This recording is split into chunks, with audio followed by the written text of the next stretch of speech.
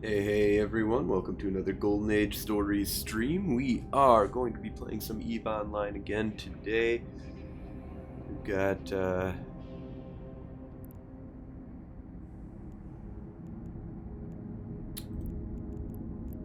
see, I think there is, yeah, Braldy's got a standing fleet.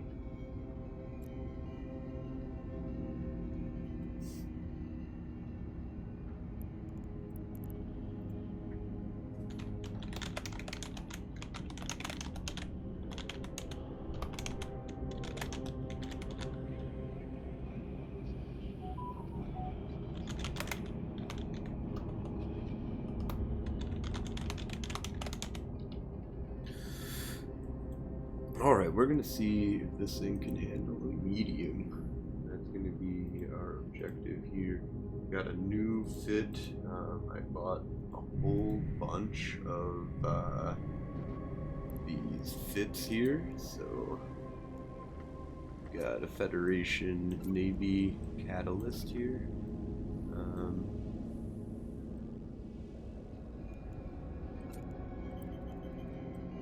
Kind of designed it to be a fleet type kind of ship. Warp drive active.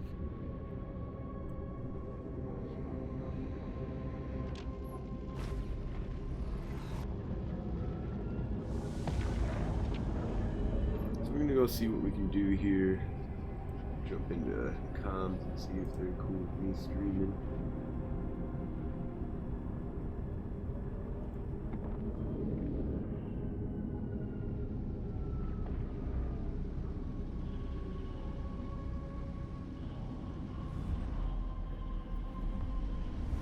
And in 2 hours, we will be doing our Federation Frontline report. We will be interviewing Xanis.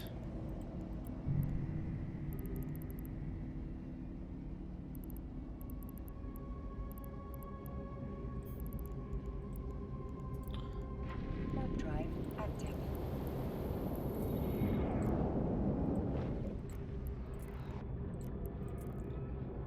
You guys mind if I stream with voice comms off?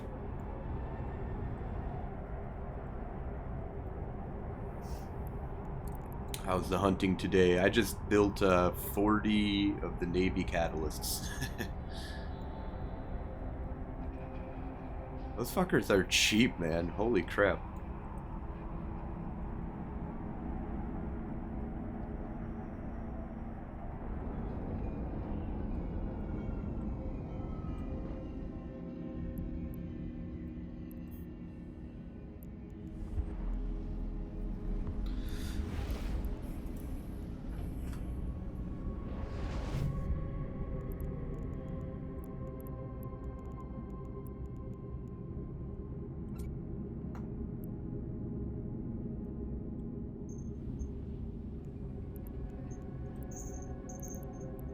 Alright, let's see if this medium novice is the one that we're check to see if that's actually possible here for us to do. Janeway, why don't you come here?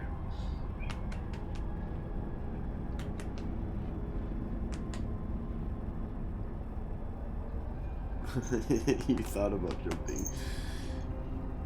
Janeway, say hi to everybody. Hello. Alright, let's get a directional scan in there. The catalyst Navy issue and attrition already. Alright, so I want to go to a medium advanced.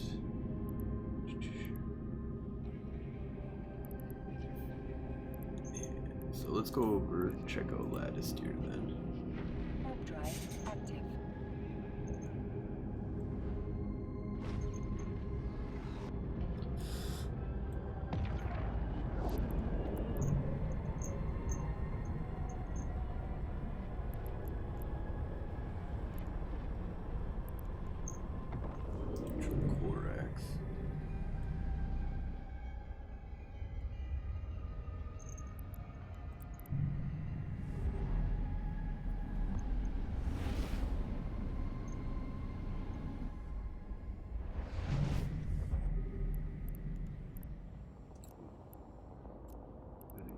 already being run. But let's Warp check. drive active.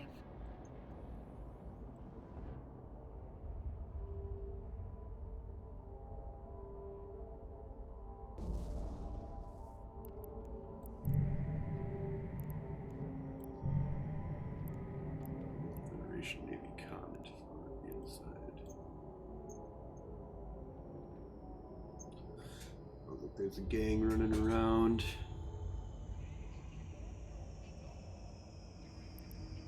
No fleet, so let's go. Here. Warp drive active.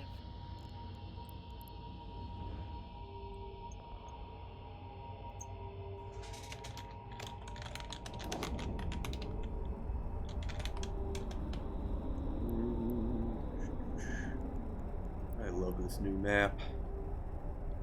Actually use it all the time.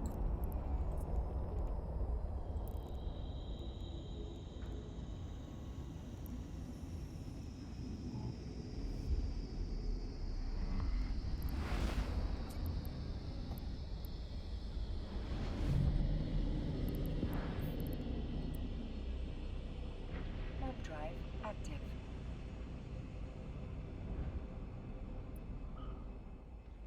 I'm warping to Hades right now in a cat, Navy cat.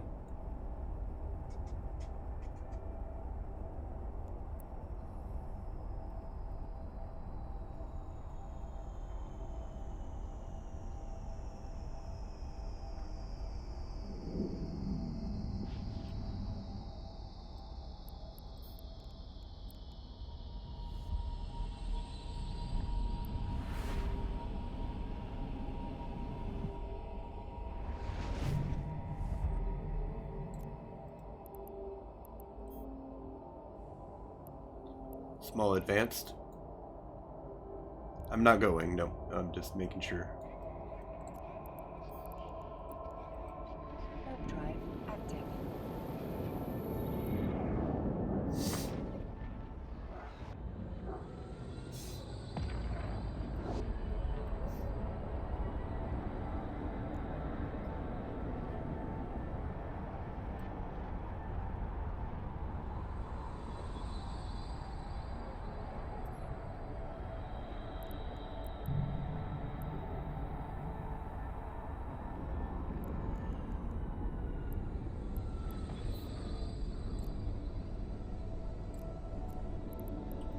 Warping to the small advanced 5. Active. Ah, okay.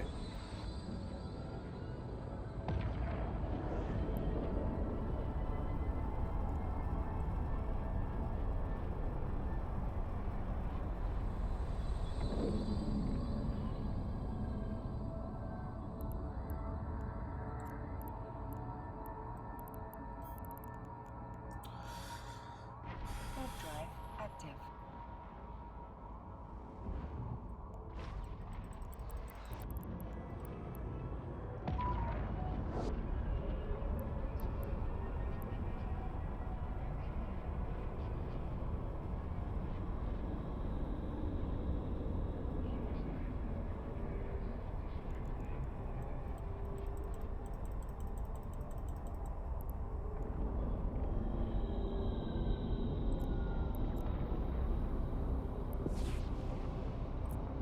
Warping to now broadly. Warp drive active.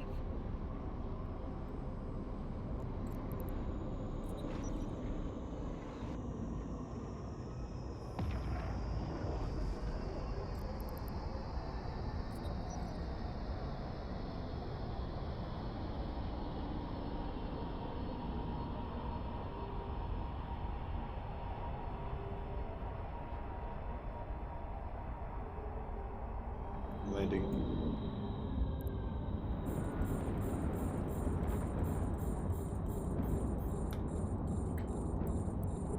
Got secondary point, but yeah, it's too late now.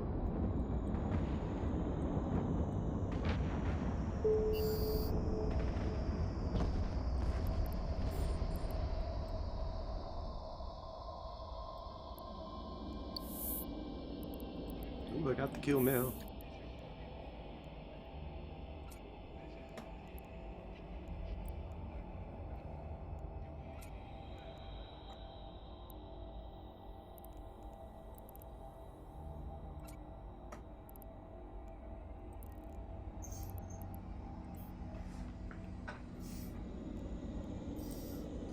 Alright, well, started off good. Oh, we definitely don't have that many kills in life. So, let's go down to 1. 1, 0. We got our first kill mark.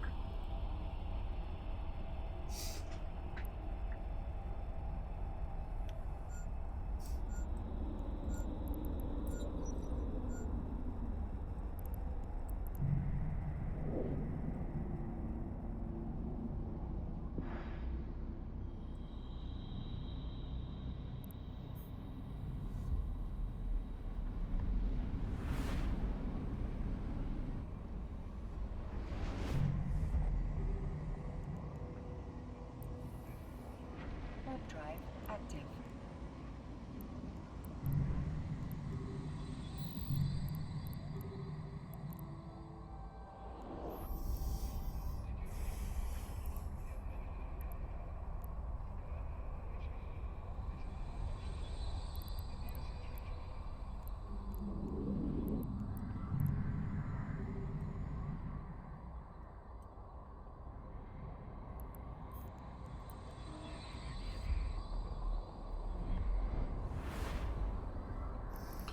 Ooh, we got war targets and people in the system. There's anything medium. Warp drive active.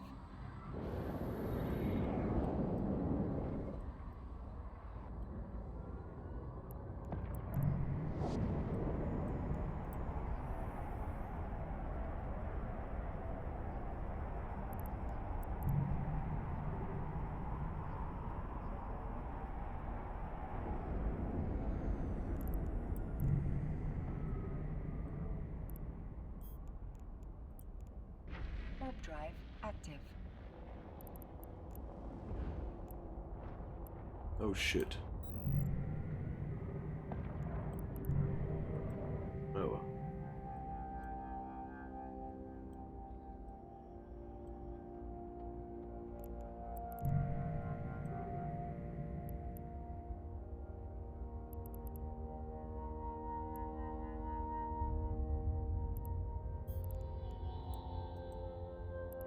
Warp drive active.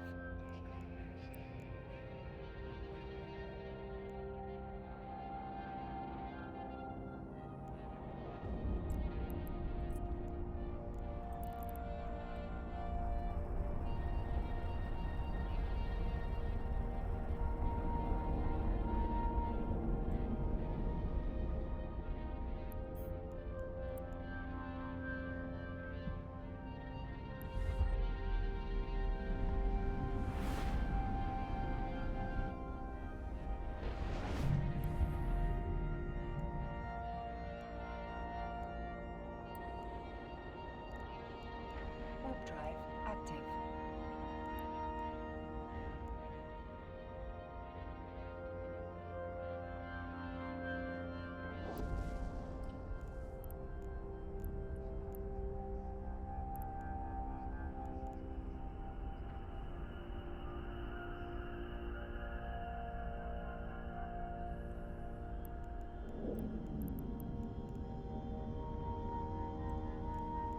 Real quick, I just wanted to see if I can do a medium, so.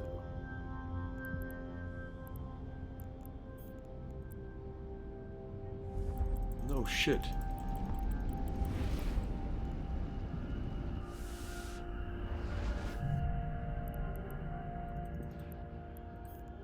No.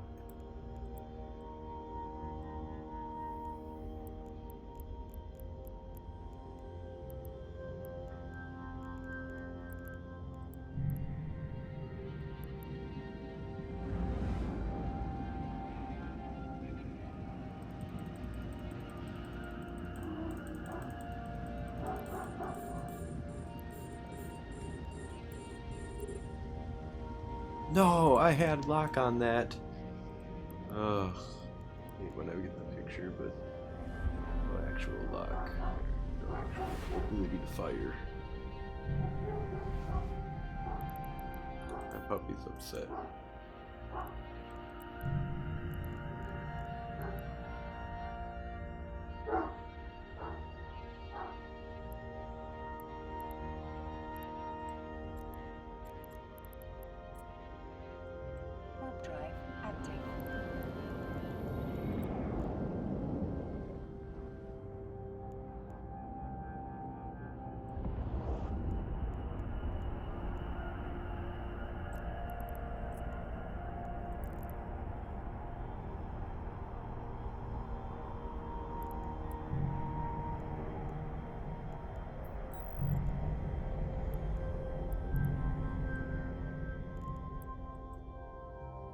Alright, let's find out if we can do a medium. Warp drive active.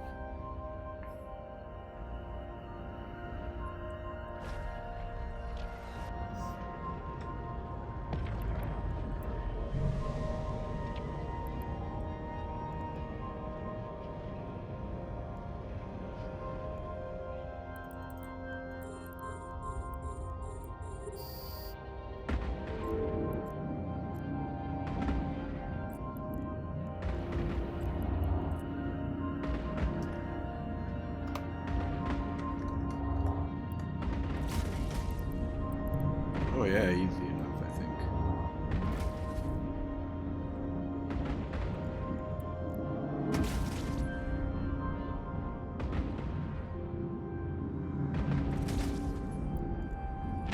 A little bit, but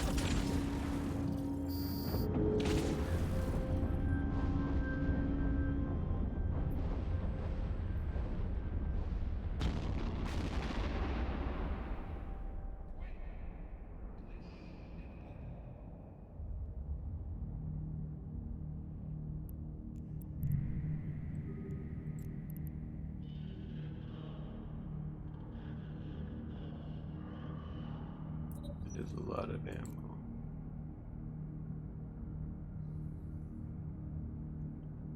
Nice.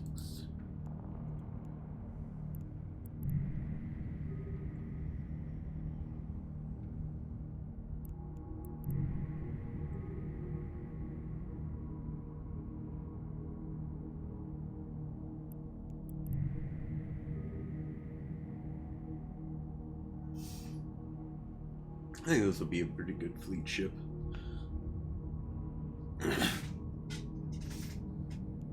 Alright, so I tested it. I don't think I need to any further here. Warp drive active.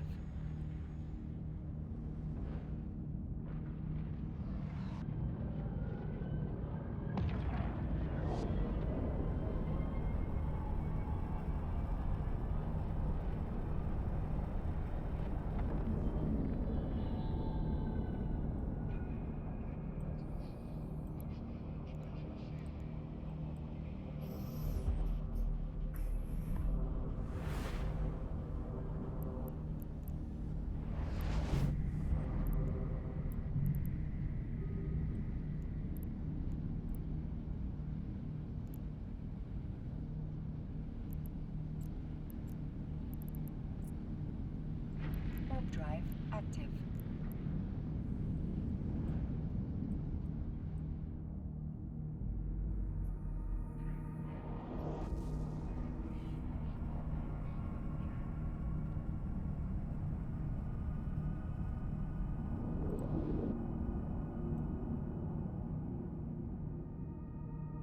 I'm at 99 kills. Warp drive active.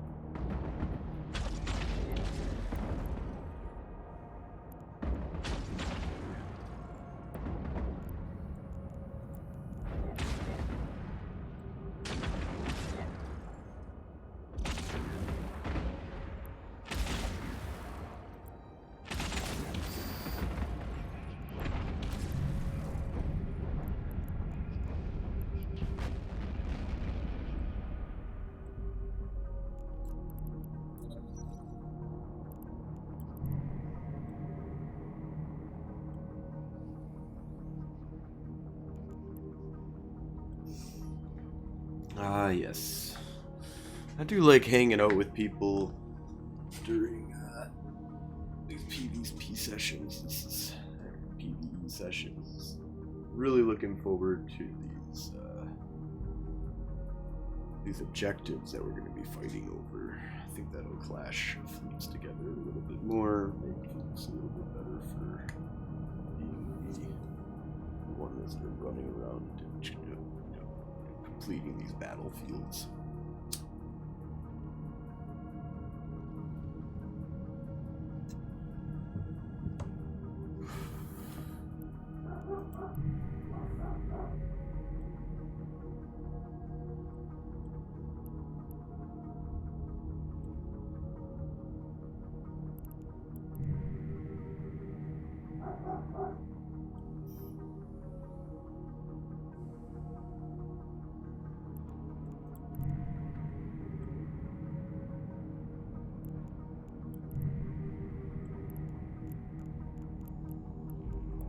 Gotta be friendly.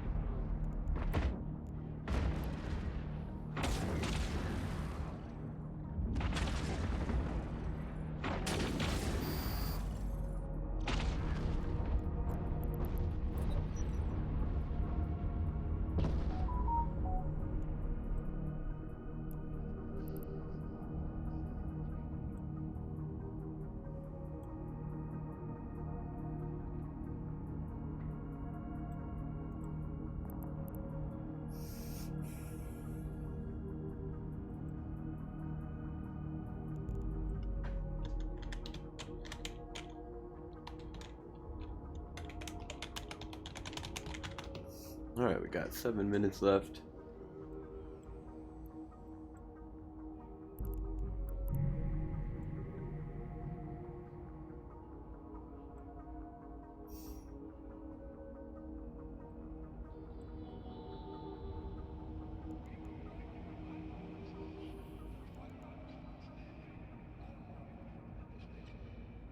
We got 2 hours before we do our Federation Frontline report. I'm excited to talk about how the new changes have changed everything, and there's going to be some good shit coming down the line. I'm excited that I got to do some actual industry for the first time in like 10 years. Maybe even longer. I think maybe I tried maybe a little bit of something.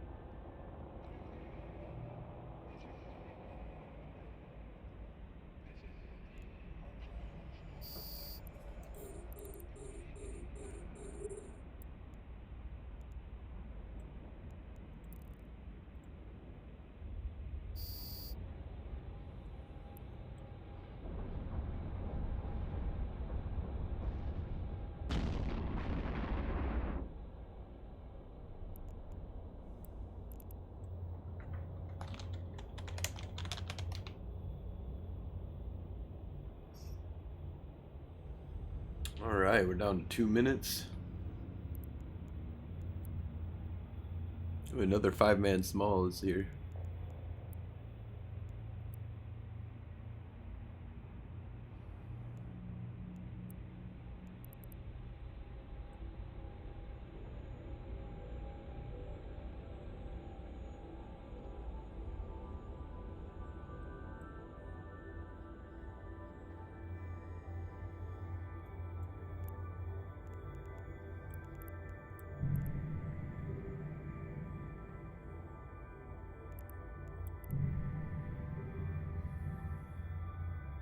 You can't go into bigger sites with the worm. You can only go in advance. You can only go in advance, which is like extremely limited. I truthfully though, I'm kind of okay with this change. I like it because I like flying T1 and I like flying fleet ships, and I do understand that it screws up a lot of the T2 and pirate stuff, but a lot of that stuff can be completely overpowered in these Plexus system. It narrows down some of our options, but they gave us a whole bunch of Navy ships. Now they need Navy Logi. I do think that that's going to be an important one, but T1 Logi is still pretty good. For 10-man fleets and stuff like that, you can get some good rep power. I do think we need Navy Titans too, because that put it at like a billion LP, or no, 50 billion LP. Just watch the LP. Everything else will just skyrocket in price because everybody will be shooting for the getting one PPC.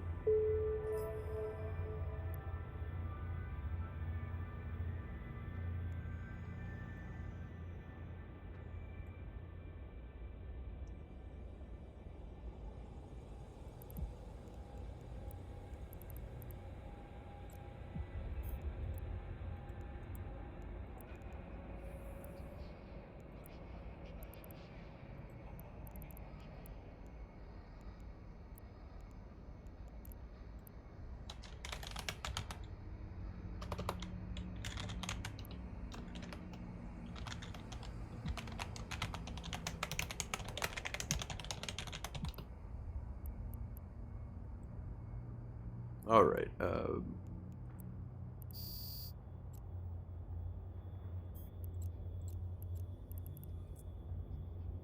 Warp drive active.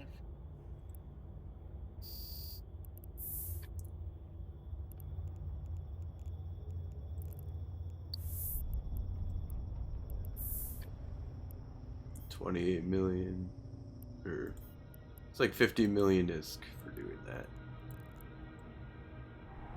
To hang out with some buddies, spend a little bit of ammo. We're gonna go do it again.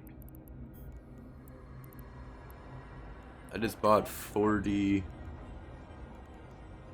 of the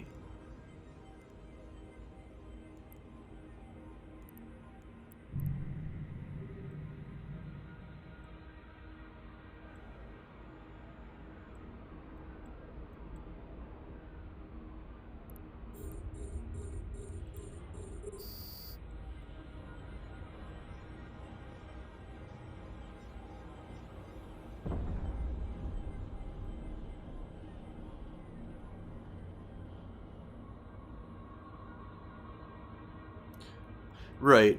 This is definitely catering to the new bro, and I'm okay with that. It's faction warfare. The concept is supposed to be a good entry for a new person to enter into the game. I think that there's a couple misses that they had to make it even better for new bros, and there's some things that could have not been done to mitigate it a little bit for the amount of punch they gave to the pirates and the elders of the game and the bitter vets that are going to complain no matter what the fuck. Any change, anything that if something doesn't happen, it's CCP is dying. Like if something does happen, CCP is dying. If numbers are going up, like we just saw numbers are going up, but it's like, well, it's only because of Omegas being open to everybody. So there's no matter what, there's nothing that can happen good to Eve in a bitter vet's eyes. But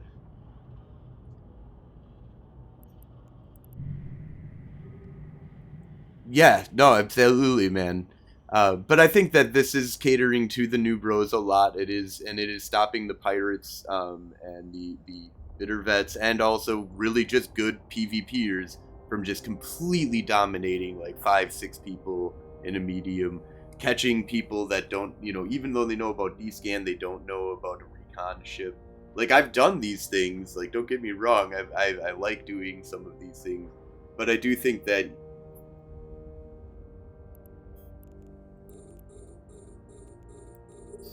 Oh yeah, no, and they can, and they're doable still. It's just limited.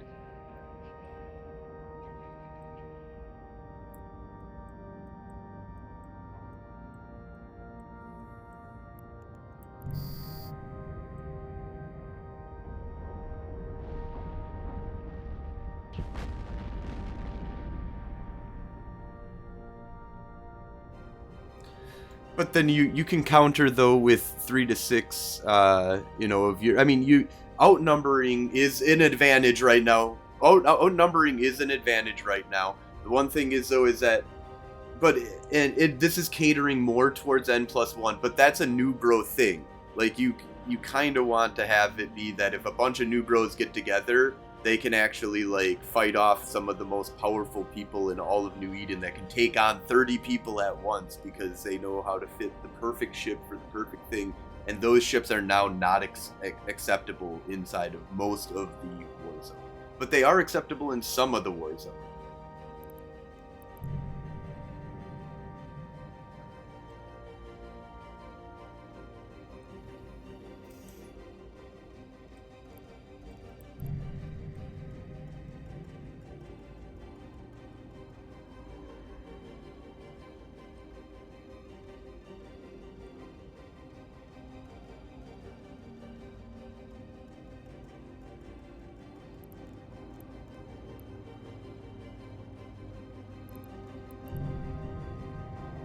Right.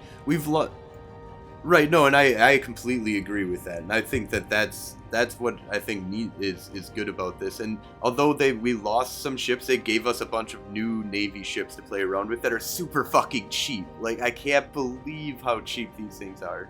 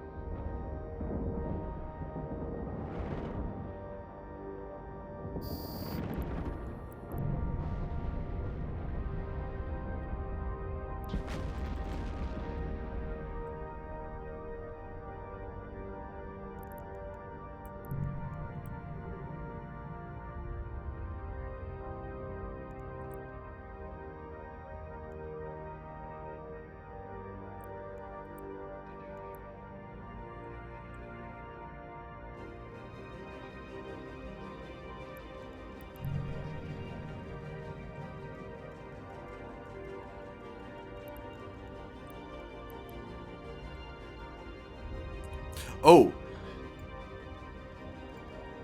the thing that we're missing, real quick though, there's one thing that we're really missing here in all of this equation, which is battlegrounds, which is, if for fleet kind of combat and stuff like that, there is a whole bunch of new stuff that we're gonna want to go around and open sites that are T2 is going to be very important. Fleet structure is going to be very important. Doing incursions while fighting basically the Keldari to get a sizable good reward is a new activity that I think is going to really help out with still having a lot of stuff for a lot of play for the T2 awesome stuff. It's just no longer going to be super big in plexes. Now the spawn rate of thing though is that if they increase the spawn rate, then it's either you got to take away from how many navies are there, which I think is probably the best way to go about it, or you create more. But I, I, I'm not sure why they picked what the number they picked. You know.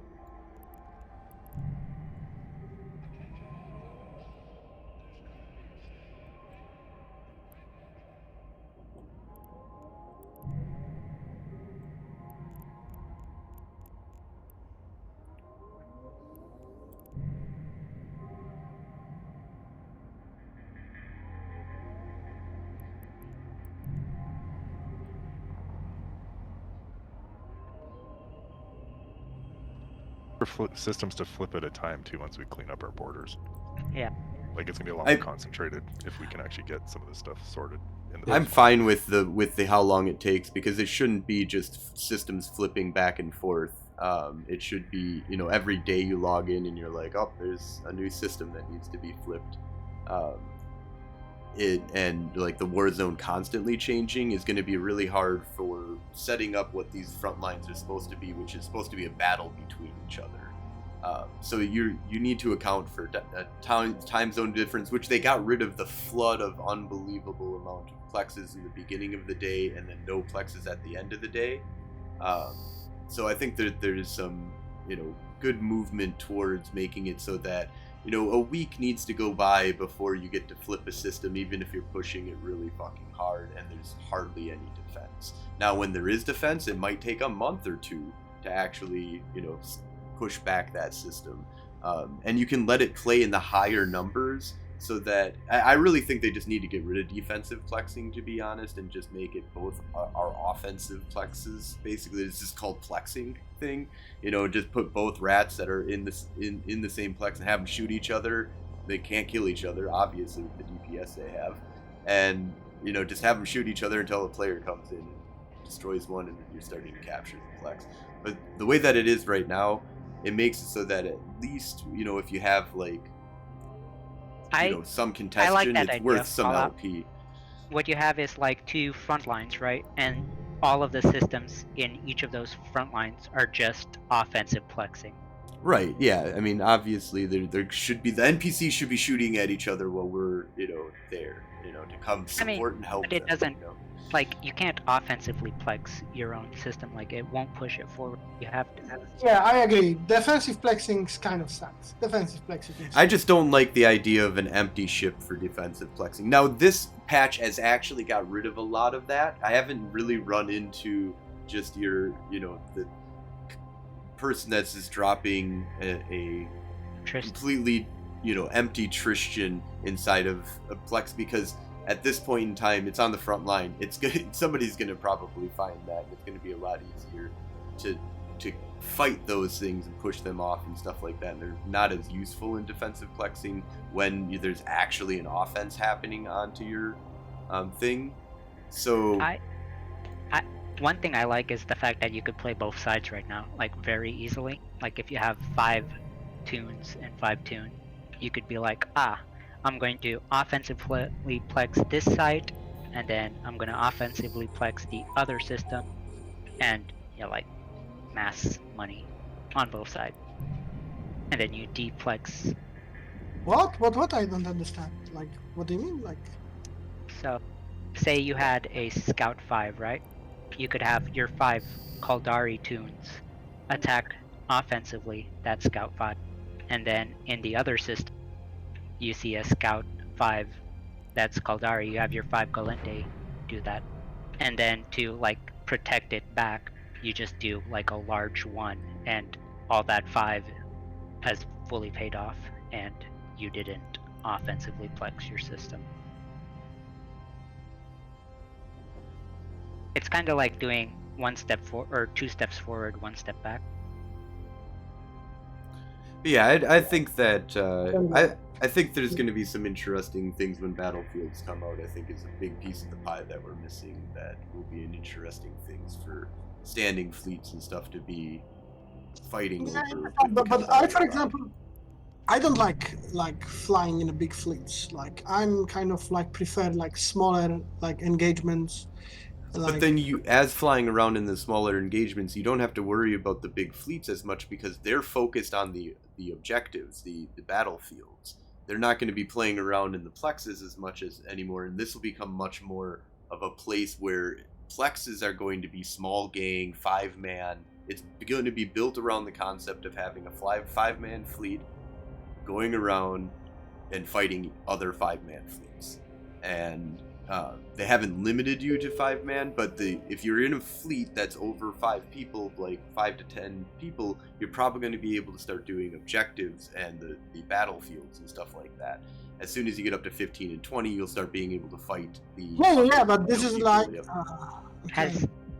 Has anyone like tried to do the math for the minimum number of frontline systems you would ever have? Oh, that's an interesting math. Right, like, I mean, that kind of matters on how the game progresses. Like, if you have a very low number, like 1 system, then that's really bad.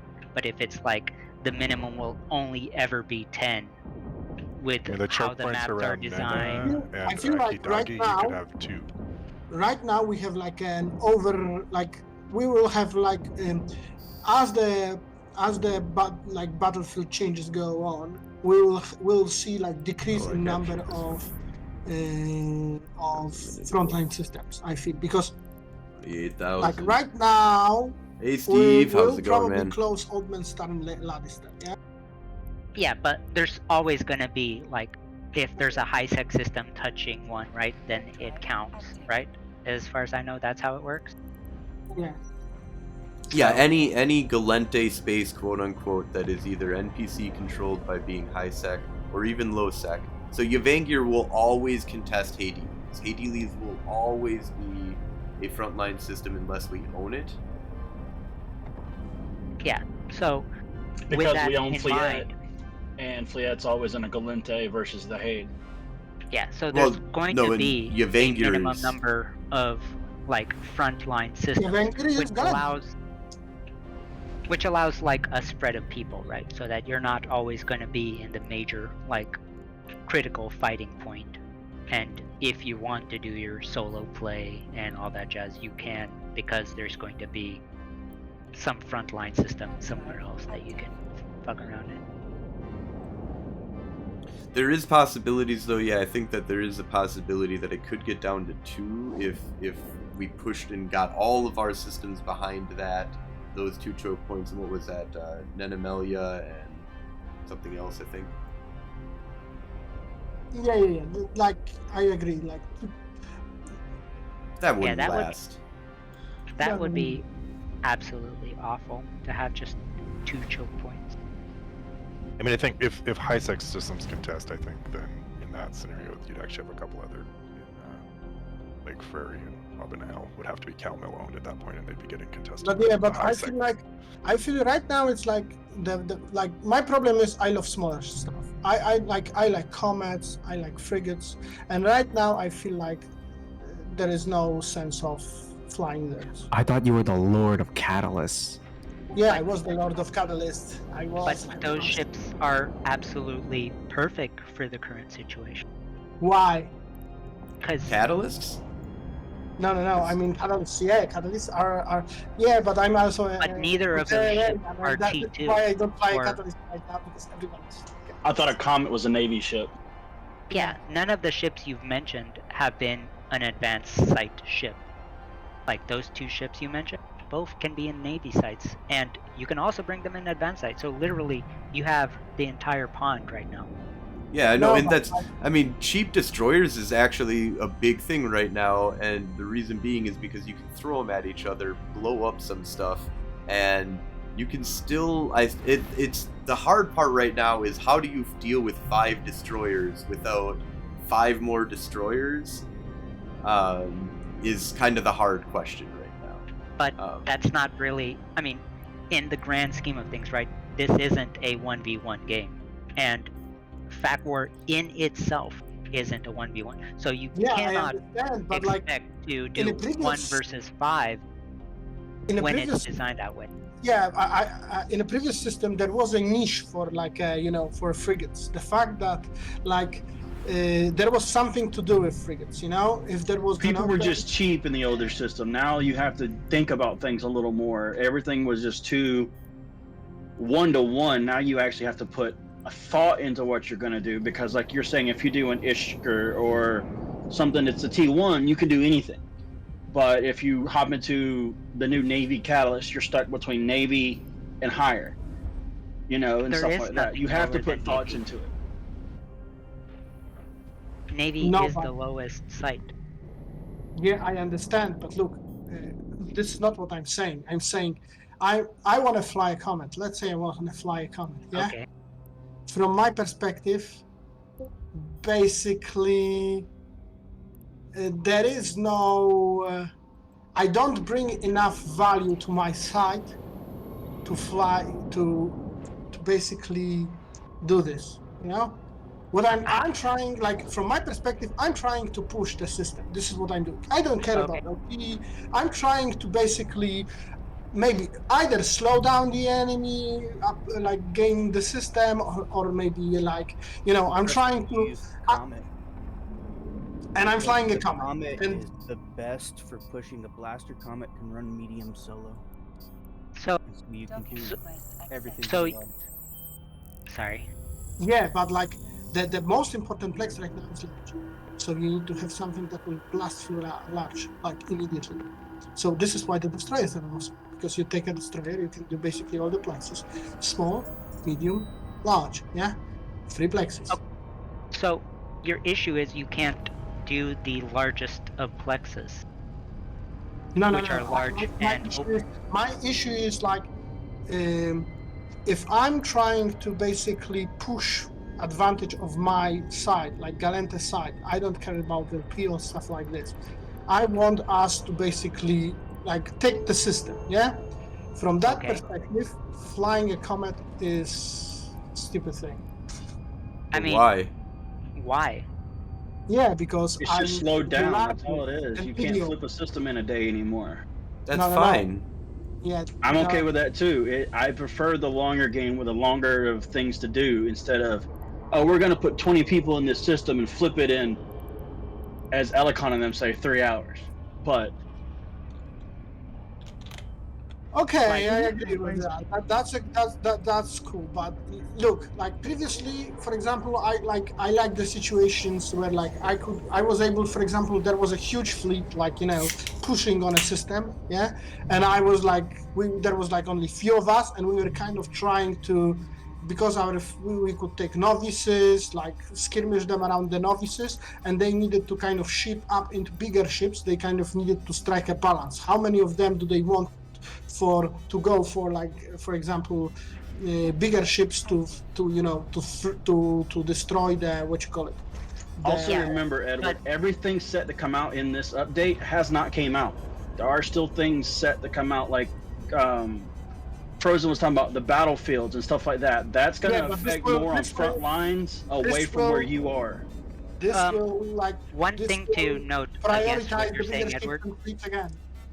is the fact that you have 2-3 people who are able to like so largely damper like a 20-man fleet, right?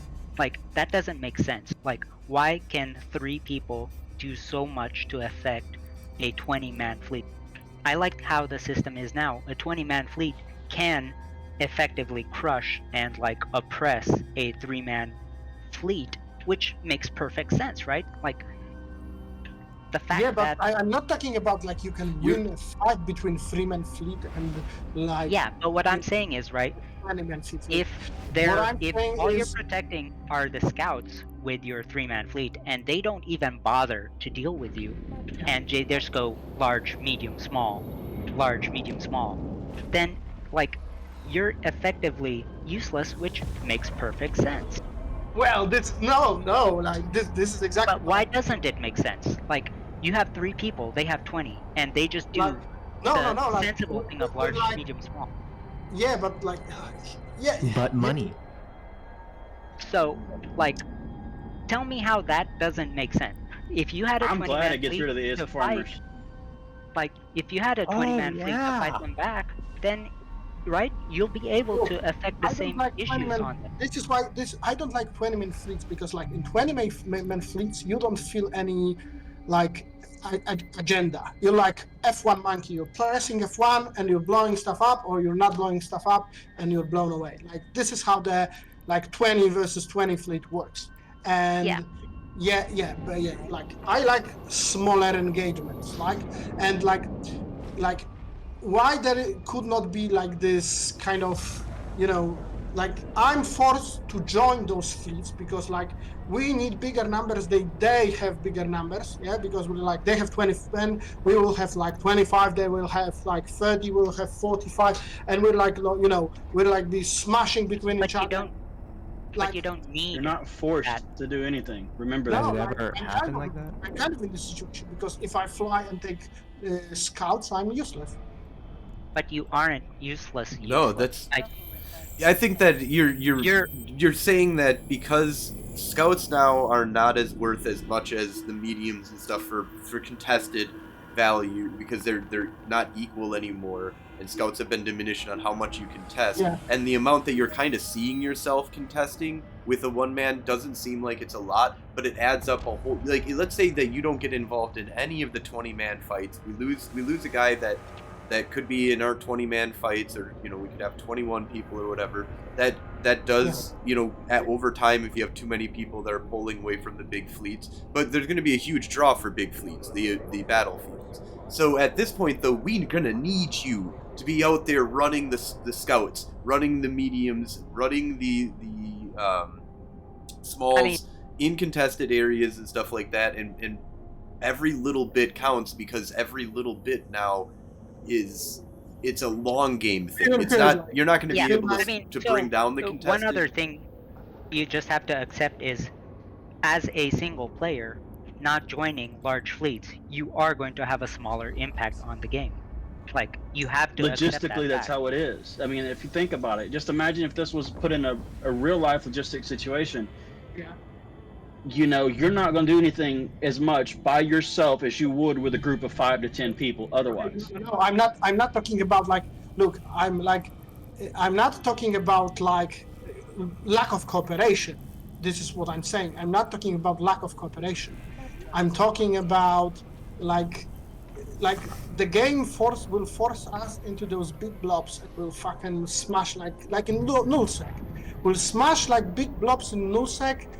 Exactly the same like big blobs in nullsec. We'll have like huge fleets smashing, like taking control of a system, and this is like. But why would there still be small gang shit happening alongside that?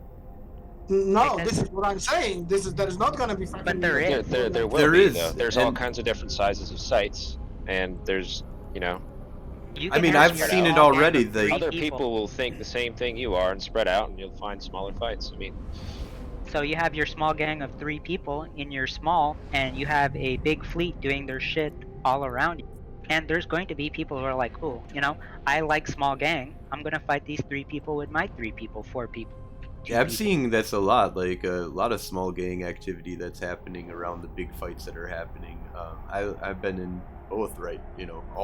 All throughout this entire week, I've found a lot of good solo, good small gang, good, fighting over like just I a few wasn't able people to in find flex. any solo basically content like since the change. Basically, I mean- every time I have a solo fight, I get like 4 or 5 people sliding on me afterwards, and the fight is over. I mean, that does happen, and that is something you have to accept.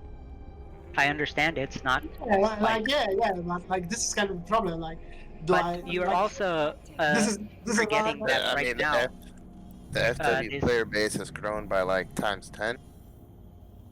And Less than a month ago, we were at what? We barely had 15,000 people. Now, the past week that I've logged in just to check my stuff, it's been 30,000 people on a consistent basis. yeah, but that's also the 7 days that It is That everyone has helps, to have. but yeah, I all mean, it's their still going to be a big accounts. difference. I would talk about it after the 29th of November. That's when you really Gotta see go your to actual slide player dirty base. 4v1 and click buttons. Isn't the Battlefield supposed to be out by then? I have no idea. Battlefield should come out this Tuesday. But not only that, Can but somebody like explain to me what Battlefield is? Big fleet fights, essentially. Think of like the AT tournament, but multiple, like on a larger scale, necessarily. You know, like everything is kind of like previously you could, for example, try to contest there, like I'm even talking about like outnumbered, like 3-1. I was able to go, for example, slide on 3 guys with 1 ship and try to fight them, even though it was. Out of curiosity, did anybody else pick up a bunch of Lashaks on D-scan? Hey, Louise. I'm Okay. not done talking. Because Imperial I Navy was, for example, Slicer in in the Pirate- Scout. in Check, a check. Pirate- There's a Imperial Navy Slicer in the Scout in Old Man Star. Scout Navy 5. It is JP... No. It will be VGF. If anybody wants to go play with them. I don't have the proper ship to fight them. I'll check it out. I'll go in an Atron.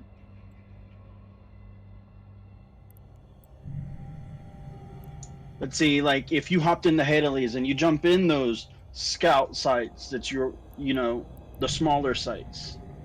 A lot of people when they're in Hadley's are in bigger ships anyway, or they have ships nearby they can ship into. You know how we always do that. But if we're focused on taking the largers, and you want to take that small because that's what you do, then do it in a contested system instead of something that's further away from the front line. And that way, because if you do it further away, you get nothing. This is not my problem. Like further away, I kind of like the fact that we're kind of channeled into the frontline system. This is not my problem. My problem is like He wants more 1v1 fights.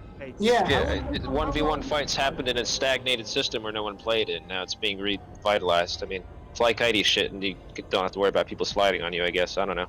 I mean, there. Brick. Which Scout 5? It would be VGF. VGFI. Hey, check. Do we have a Armageddon Hurricane out in OMS right now? That parts.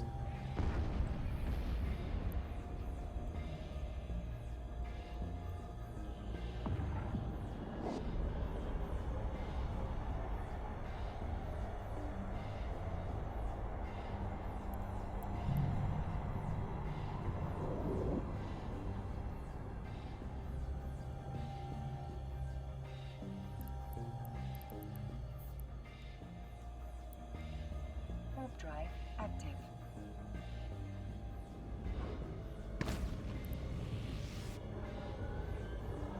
Looks like that slicer fucked off. Yeah, I just checked on it again.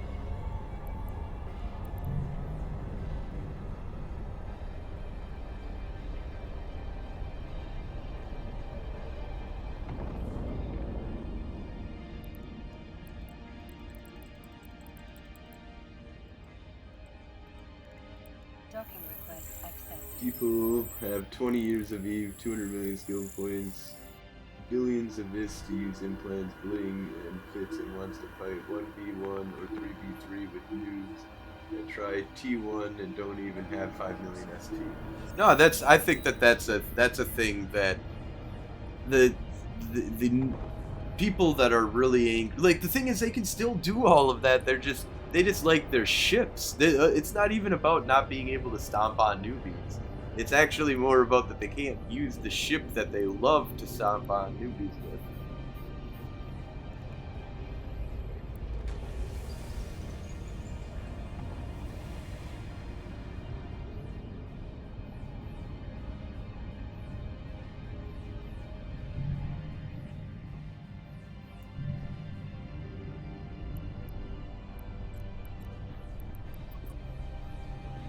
Warp drive active. Oh, no, the Caracal's friendly.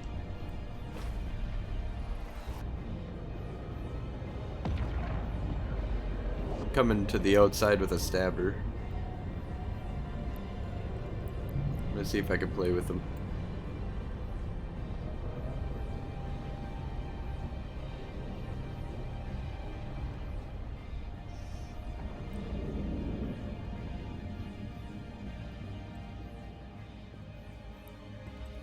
I'm seeing if I can keep him his attention. I can outrun him, so I'm not scared of him.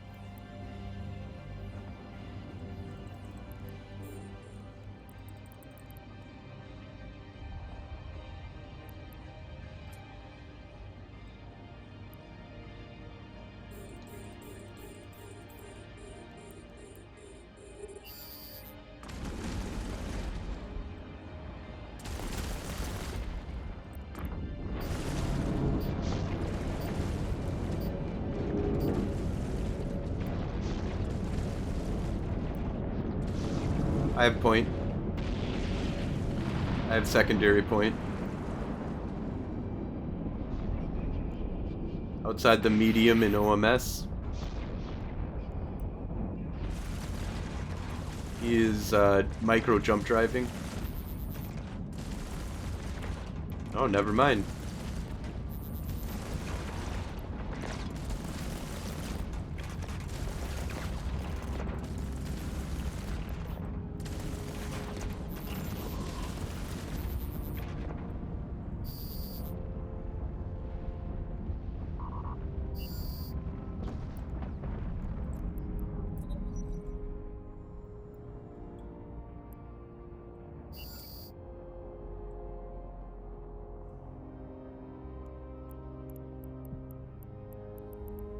Okay.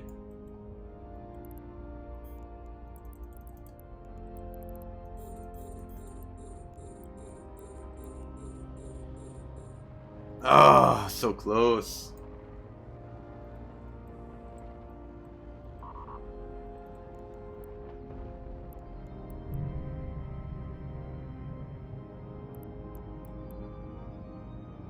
$74 million, not bad.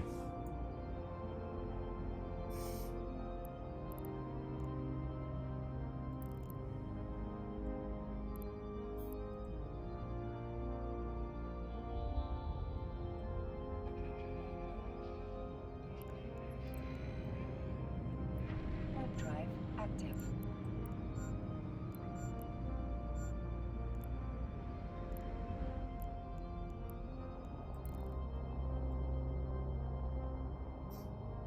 Of course, they're going to blob. Yeah. That's kind of... I think that the small gang is going to be the new thing. I mean, this is 4 people, right? Yeah, 5 people that we had in the fight.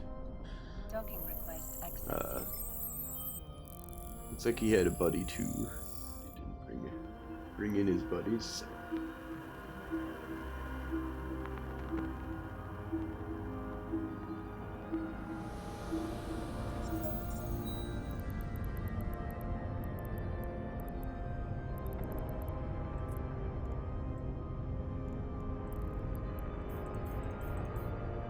I kind of like the joining, you know, standing fleet, hanging out, having fun.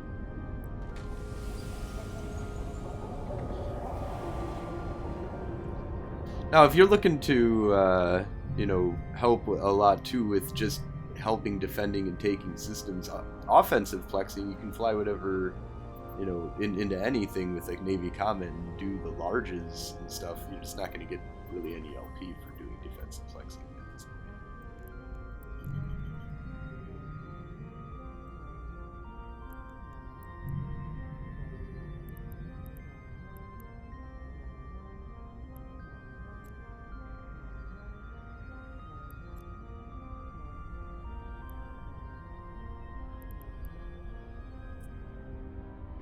Warp drive active. I'm gonna go to JPL. Will do.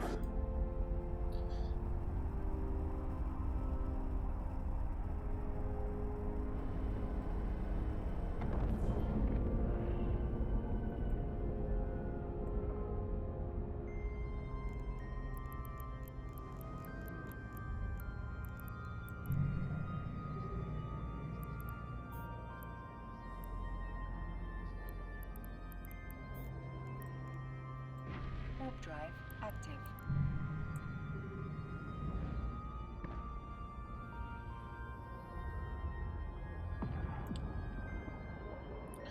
Alright. The other one has 3 minutes, so I'm gonna head over to you, and there's somebody else running this one. Warp drive active.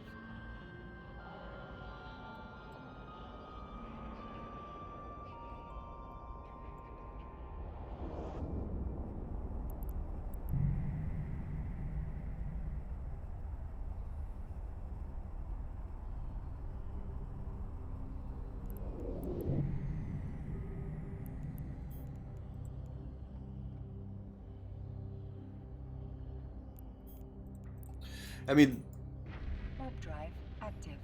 the one thing is that I do have to say that Eve has always been an adapt or die game.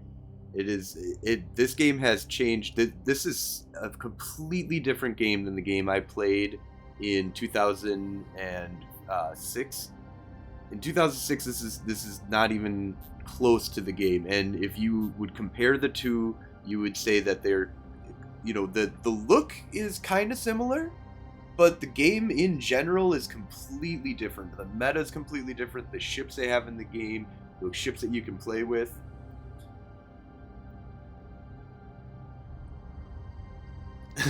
I'm just saying that, this is a change, and you got to adapt to it, and continue to voice what you think should be the proper way for, give suggestions and ideas to CCP about the way that you want the game to go. But adapting is that's the first thing you need to do, is adapt to what's going on, and then learn to, how to use that to your advantage.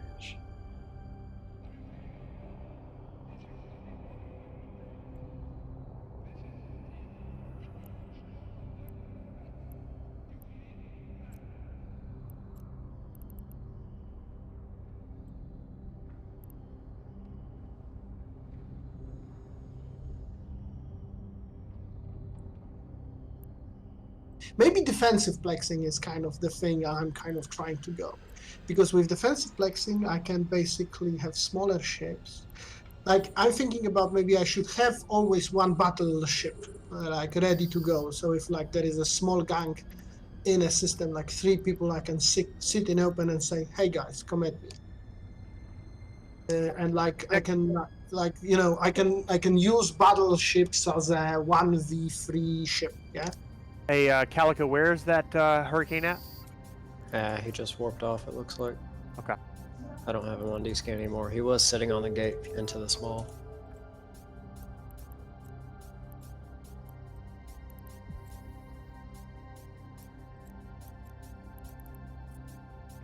Warp drive active.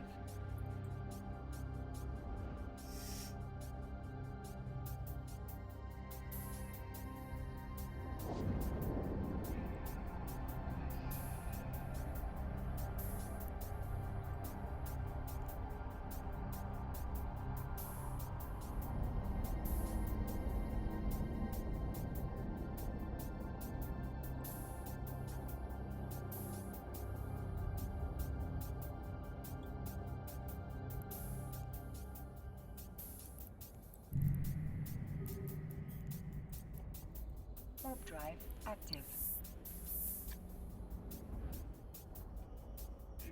Yeah, so it's like a 10% reduction or whatever, 20% reduction every person above the first to a certain degree. So it's actually not bad to have like 7 or even 8, 9 people inside of your 5-man plex with how much they pay out.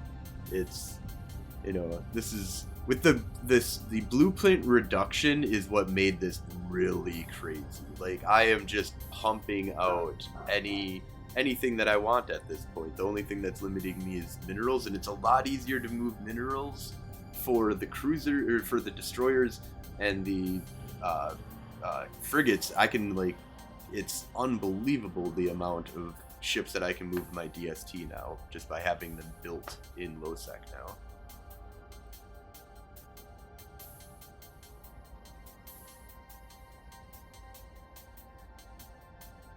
All BPCs that are ships, I know for sure all the ships have gotten a reduction. I don't know about our other ones, but if they reduced like all of the BPCs that are in the store. I think though that there's only ships pretty much. So there is the customs office. I wonder if that one got reduced. I didn't check. I know it's not a ship, but did they save specifically just ships? But in any case, that's huge, man. Like, that, we're going to be making these things, like, also because the frigate, the destroyer, the cruiser, the battleship can all be made with just really, by an alpha, basically, is pretty awesome to be able to have that capacity. The only thing you need to get is the minerals, which is the hardest part. And we should have, like, a mineral market somewhere for people just to build their shit.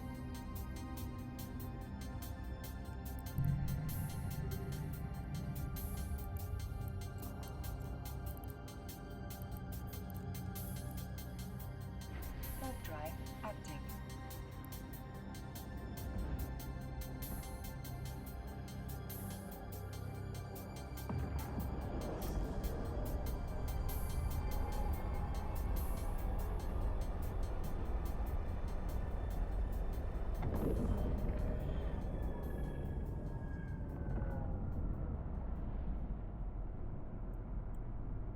Docking request accepted.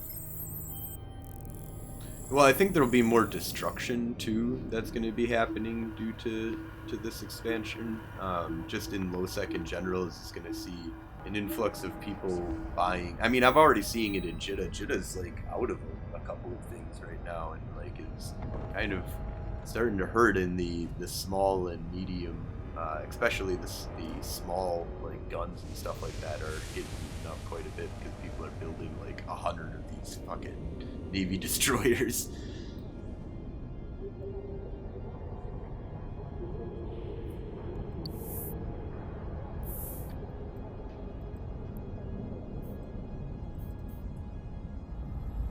I'm heading to the medium 5 in a stabber.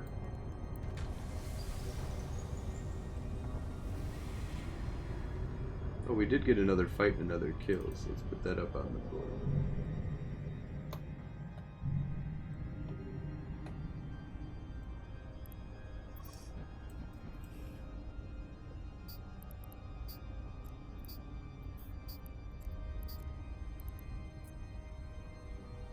Warp drive active.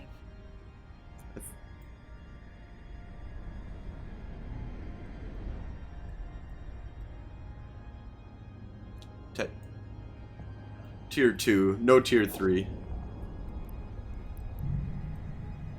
They're basically like the old plexes. That's what I'm understanding. Yeah, I'm just doing it so that we have all sites covered. But someone can bring their, T2. Freaking, Warp I don't drive know. active.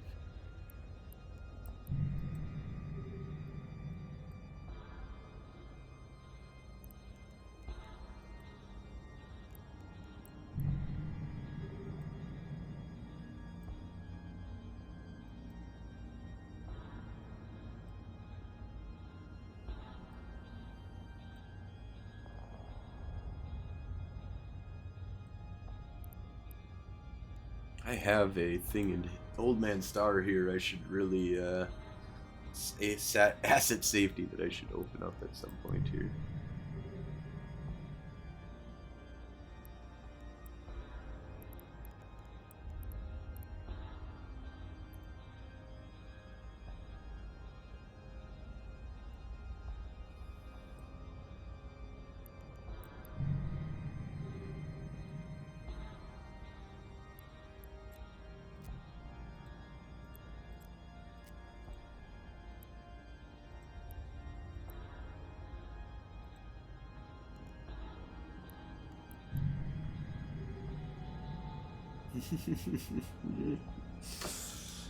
Somebody's using a voice modulator.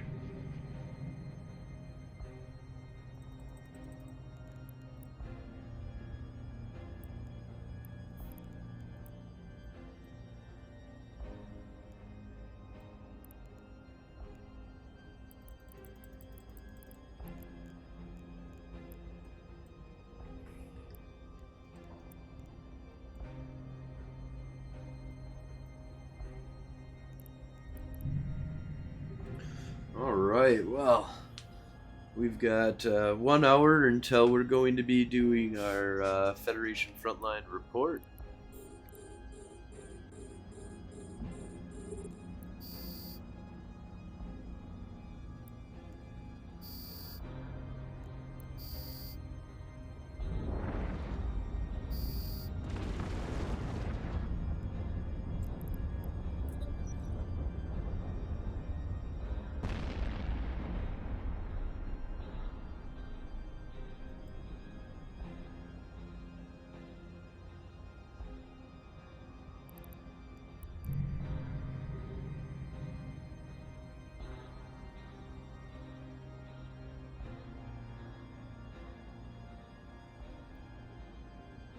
You should buy B species.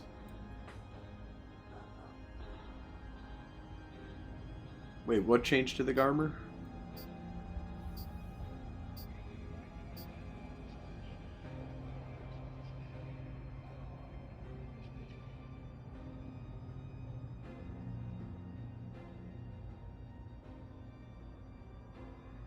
I didn't hear that they made any modification to it. I'm like in OMS, so I can't do it.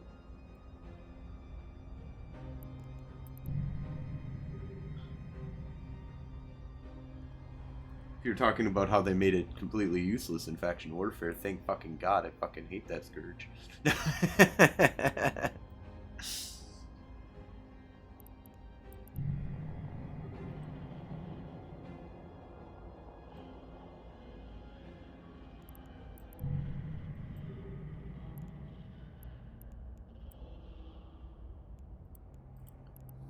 But I want to get all the LPs. I just no.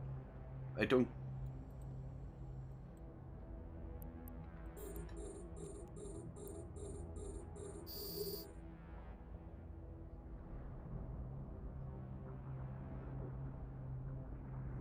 Yeah, yeah, basically if you have 5 people in the 5 minutes, you get perfect optimal, and anything above that you get a little bit less, but if you have just 1 person in it, it's as if you had 5 people in it. So it's beneficial for the militia and right, yep.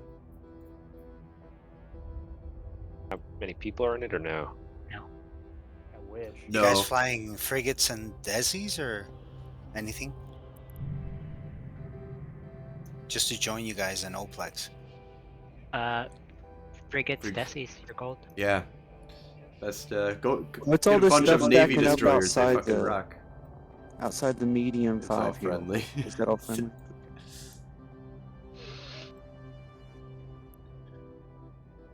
We are one big happy family.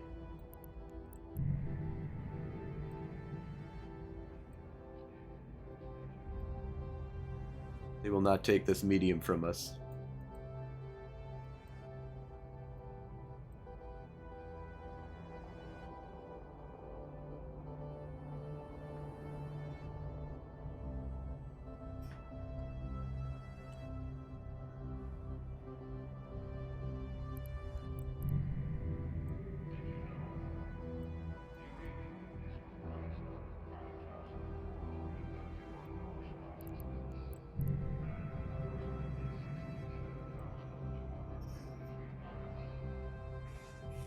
Thing is to get a forward operating base in the place that you're trying to plex, and once you have that, you're golden. You can just switch it up to whatever you want.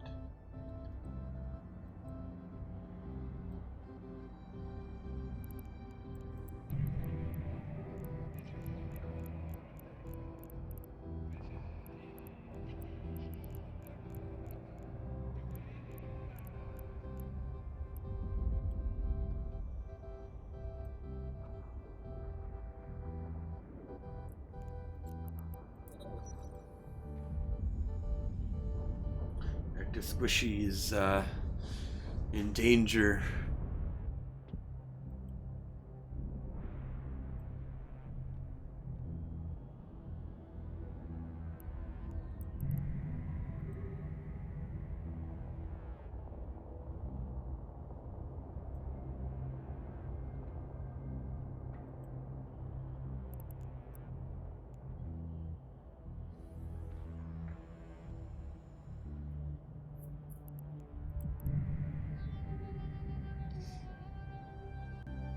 Drama.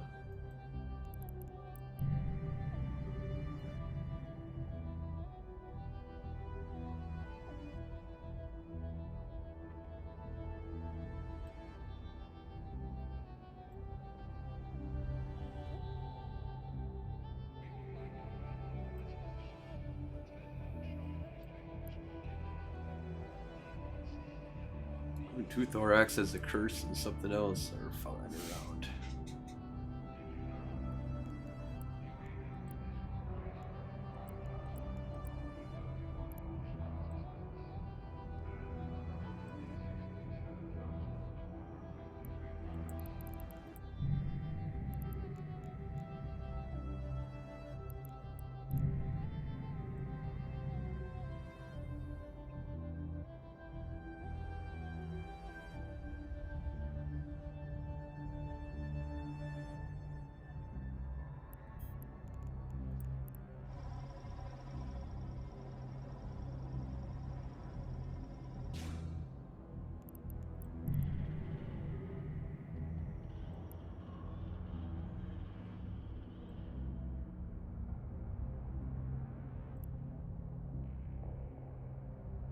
If he doesn't aggress, it doesn't matter as long as he can be shot because he's on HQ.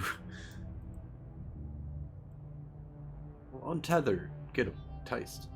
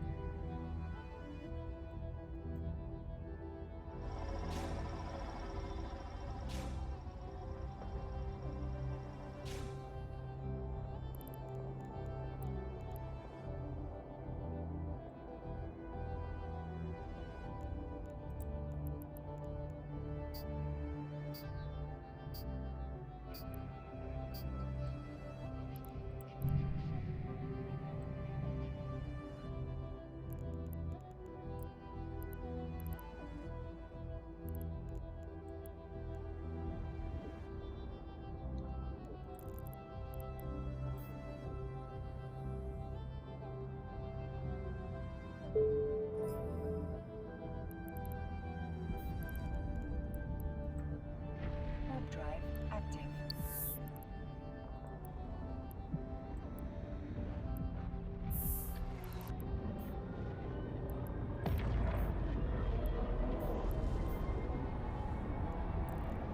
$20,000 LP, well worth it. What we at for LP now?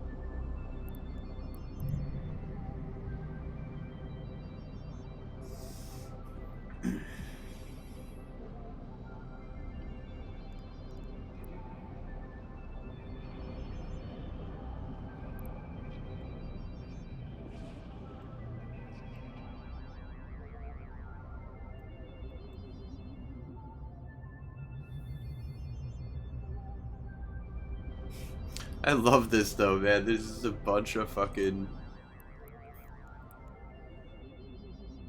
Just a bunch of fucking crazy people. Amar victory! Good morning! How's it going, man?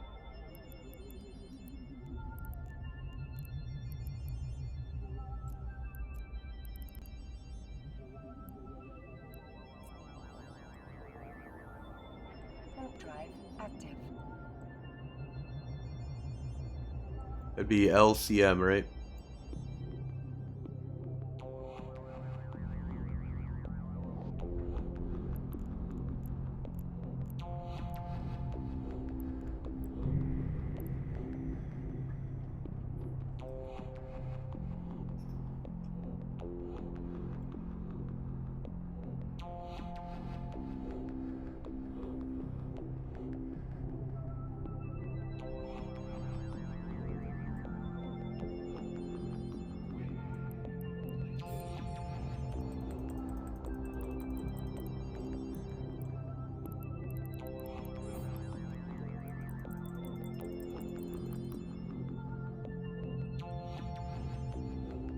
Yeah, we're gonna probably want to.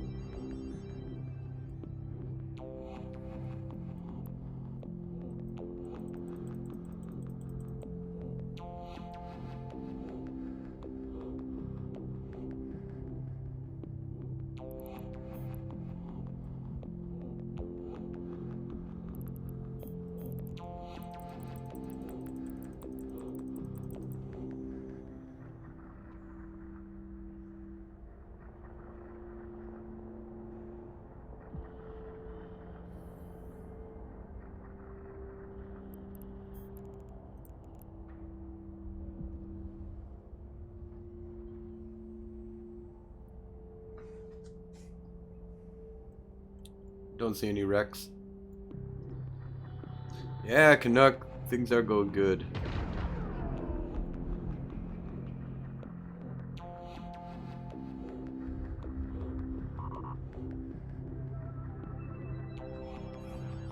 Keeping eyes on them.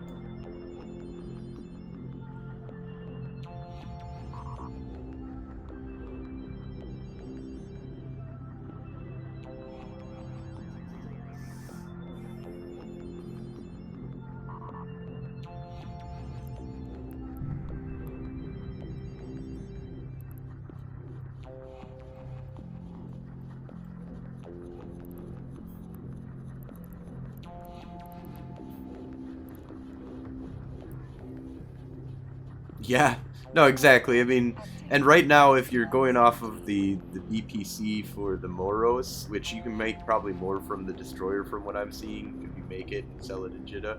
But in any case, I mean, that's right there. It's 40 million is for what, you know, like, that's, we're rolling in the money. Even if you bring it down, that's 20 million isk if you bring it down to, like, old LP, so...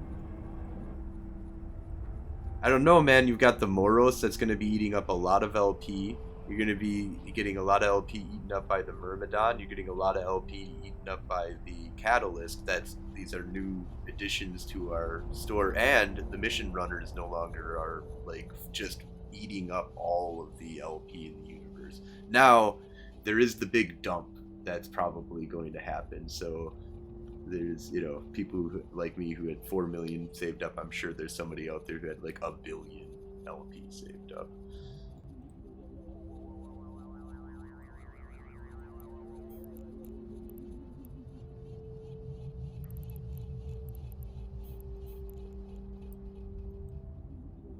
Oh, wait a minute. Warp drive active.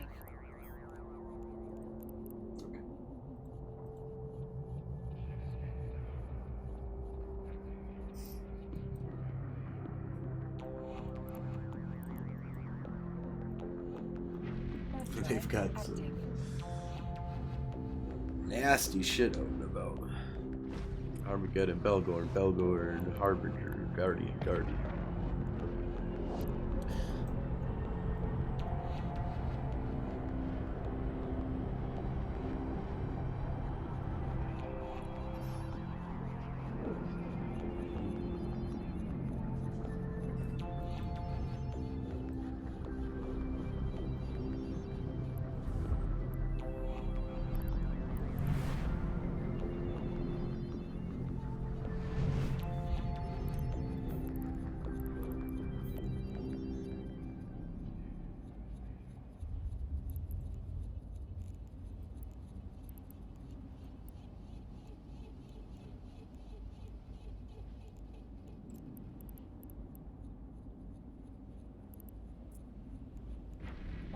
Alright, we're gonna dock up here. We're gonna jump out of this clone. Make sure that we've got the ships cooking. So I think I'm gonna have to change up the home base HQ. Is gonna have to go over to Accent Station. Now that I need to build stuff. But I think it's good to have. Docking permission requested. Docking request accepted.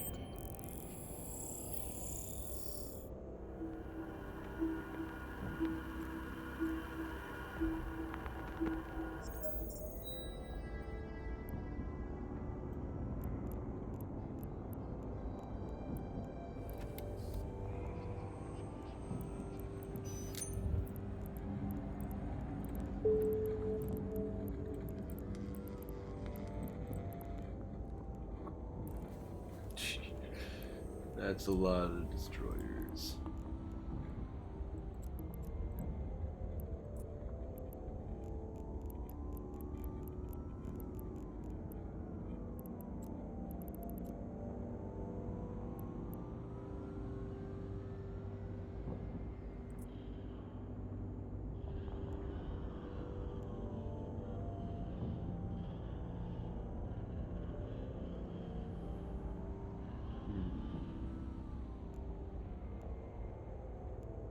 Oh.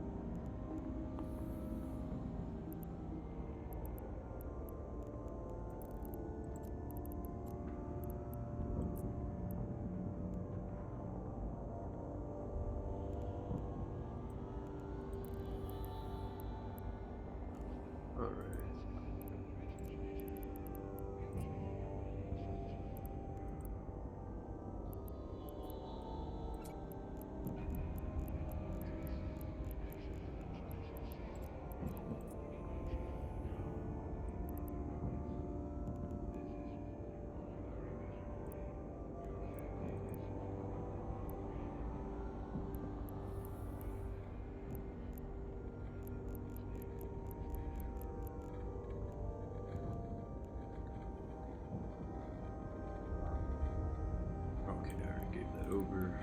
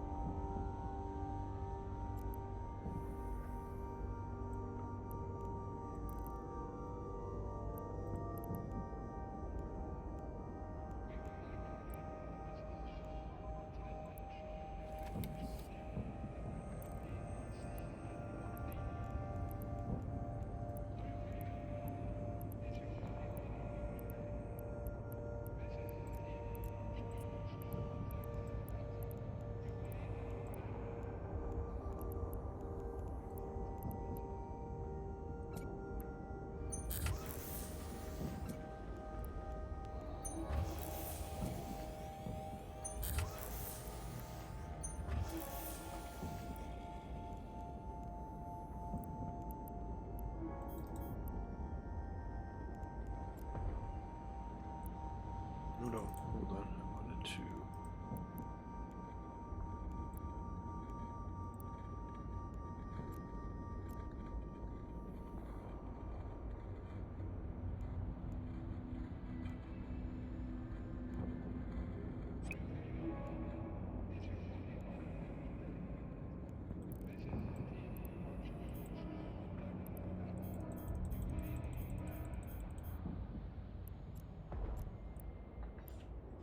There's some action going down, so I gotta go do that.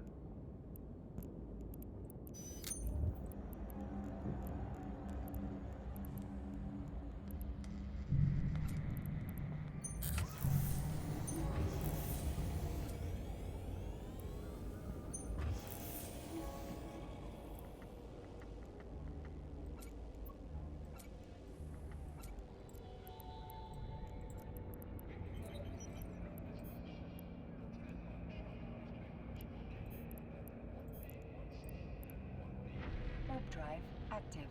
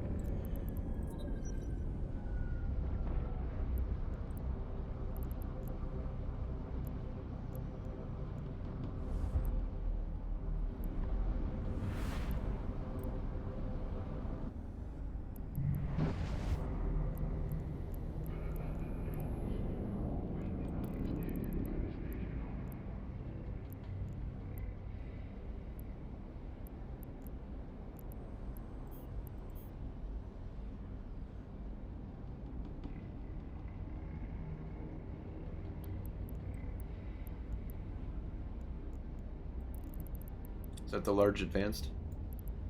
All right. Warp drive active.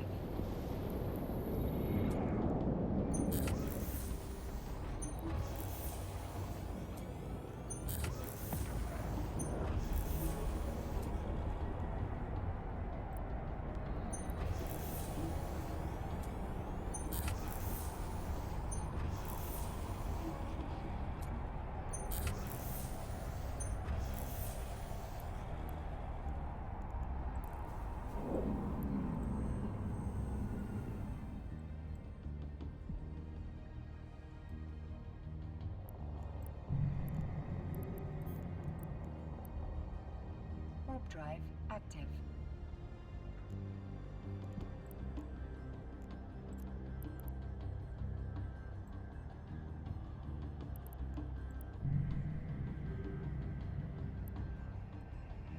Yeah, the scout is right here, so they're at the scout.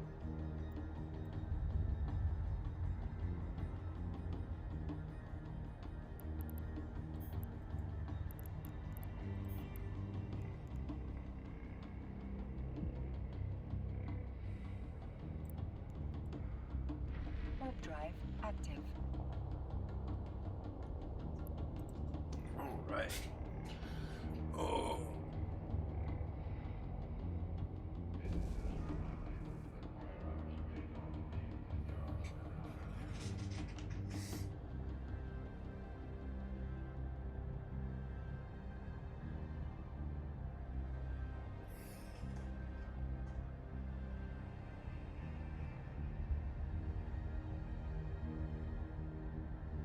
All right, we're going to take a little bit of a break here, and then we've got the podcast that's coming up here. So bear with us. We'll be right back. Thank you so much for watching so far.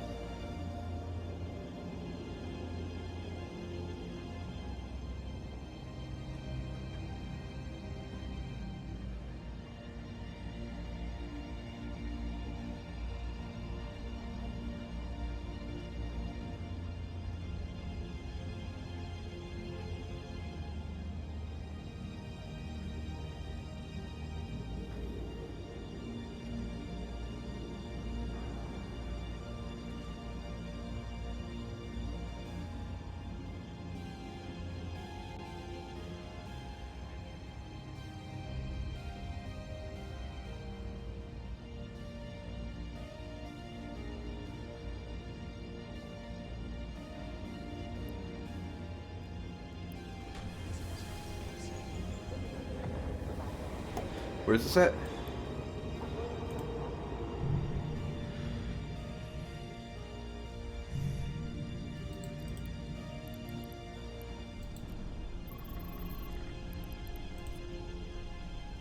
Warp drive active.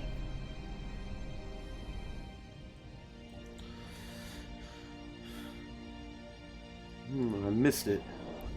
I killed a Tempest. Oh! I had to step away for a little bit. That's what I get for stepping away. Look at that. 200 million ISK kill. Solid. Got on with it.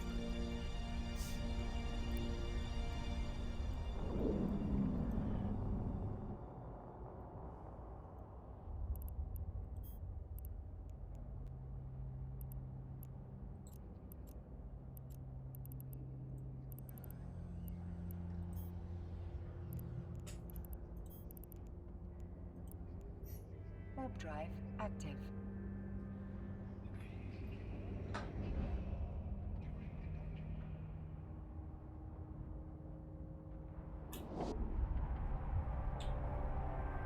So, Trio Lightning, there is a lot of ISK printing that is going on right now for people who have built up. Whoa. Scythe Fleet issue, Naboo.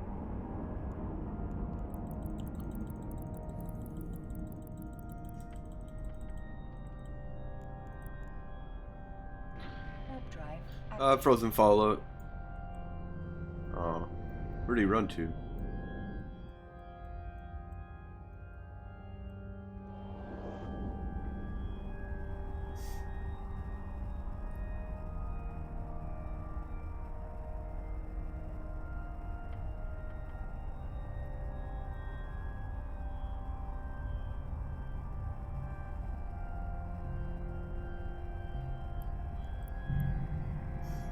Oh, you did naughty. Somebody got demoted. But yeah, people are making some pretty good ISK. I've been selling Moros BPCs and making tons.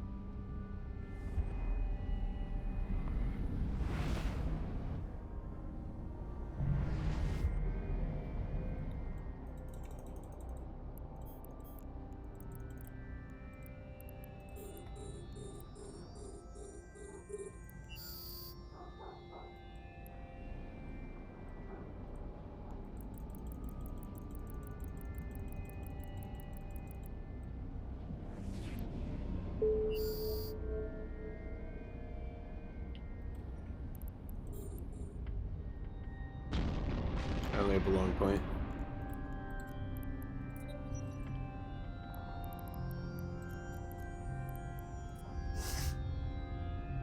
Warp drive active. I've done this for all of 24 hours, and with my coalition using TFIs as our main doctrine and losing hundreds a month. Yeah, we already built battleships, just never thought sites rewards as much LP as they do. Crazy, a lot of fun. Yeah, no, it's...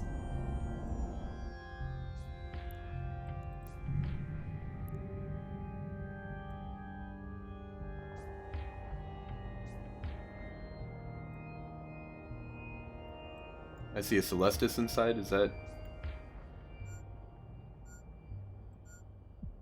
I don't see anything else.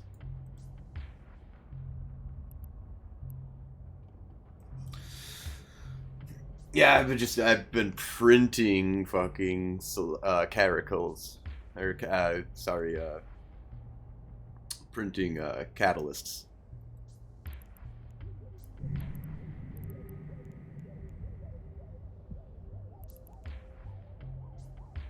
How are the new ships? Fucking love it. He showed me. Hoshomai. Horrible at name pronunciation, so I apologize. But yeah, they're great, man. I'm loving the destroyer. It's got fucking tank. Solid amount of tank. Massive amount of rep power. Decent DPS.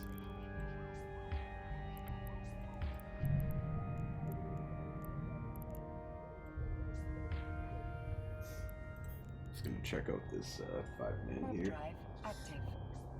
Thank you so much for the follow, and yeah, this is awesome. I'm really loving it. I gotta get a Merlin at one of these points.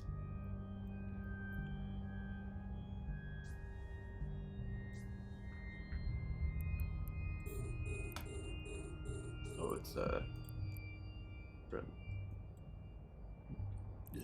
All right, we got control over here. We're fine. Warp drive active. Oh, we did get a fight and a kill, so let's put that up on the board. Jumped in on that. So 3 fights, 3 kills. Not bad start to today.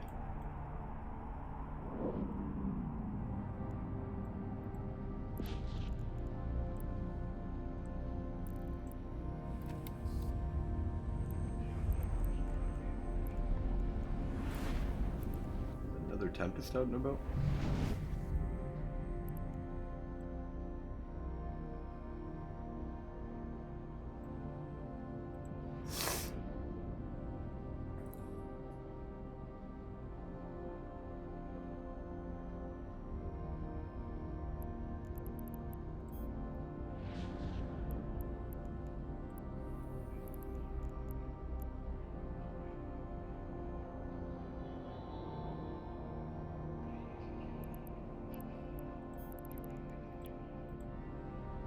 Warp drive active.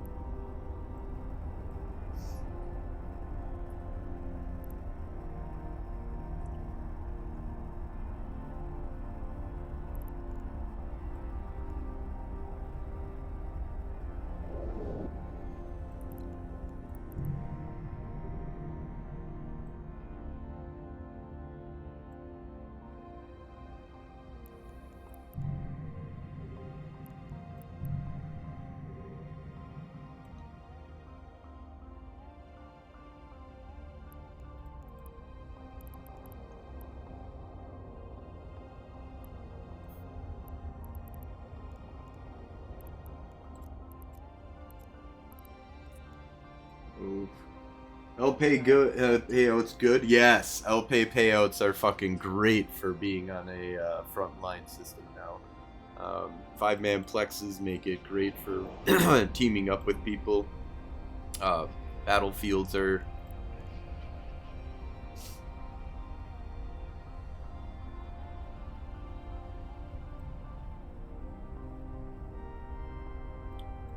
another Tempest that's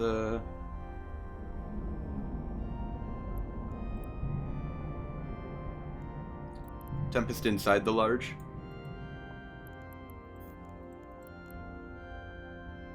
Warp drive active.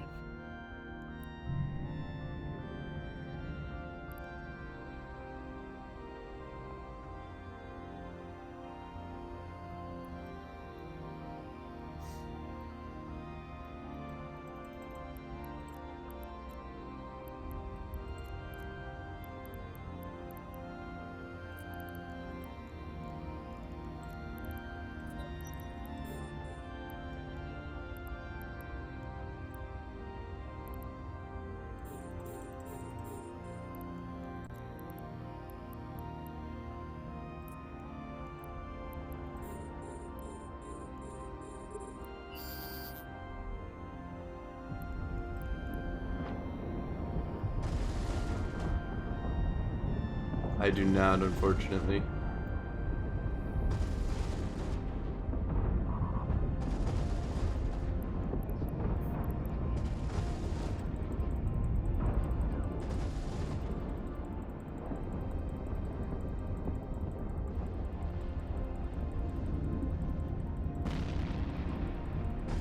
Oh yeah, he's killing people.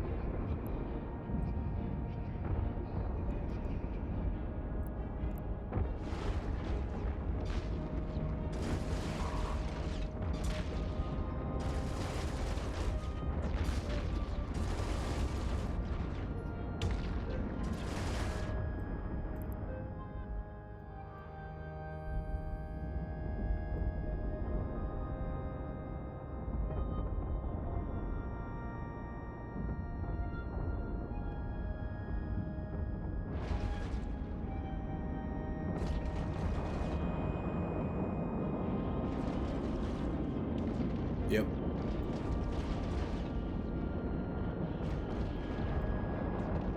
This guy's tanking, man.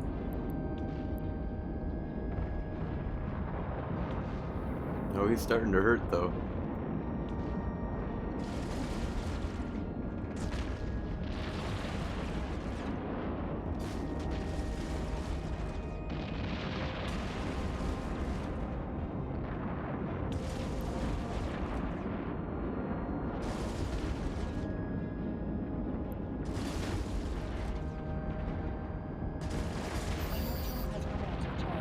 Oh.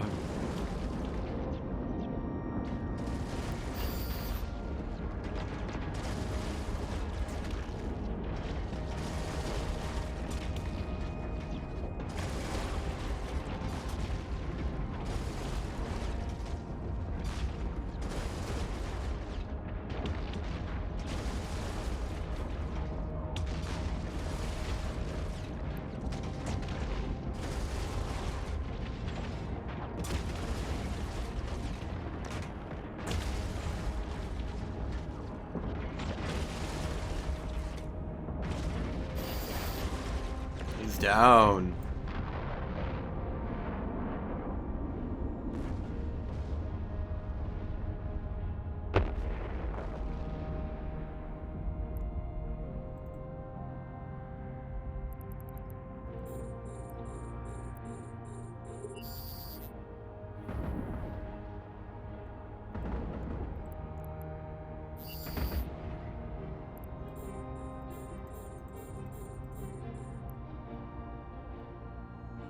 Alright, well, 2 more kills.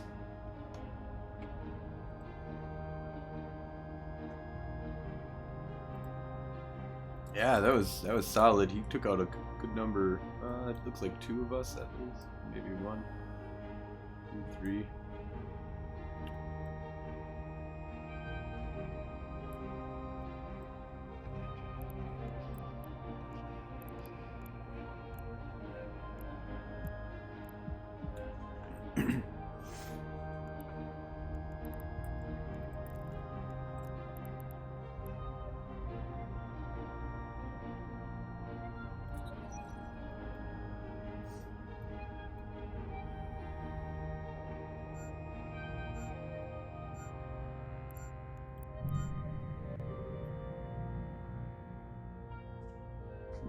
Wow, that was a good fight.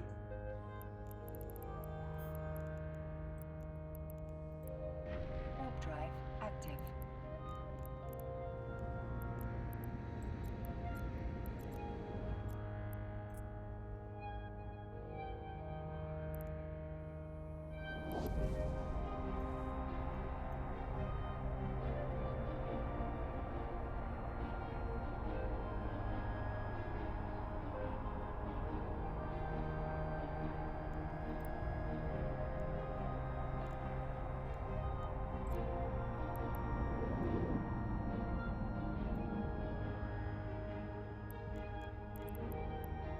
Docking request accepted. That was the old man Stargate and Naboon. Or sorry.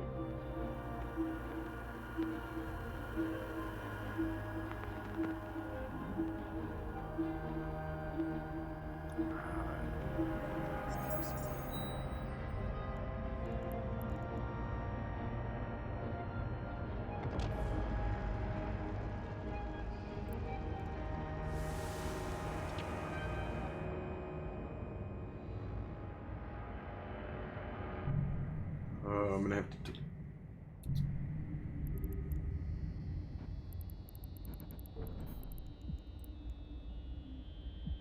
Warp drive active.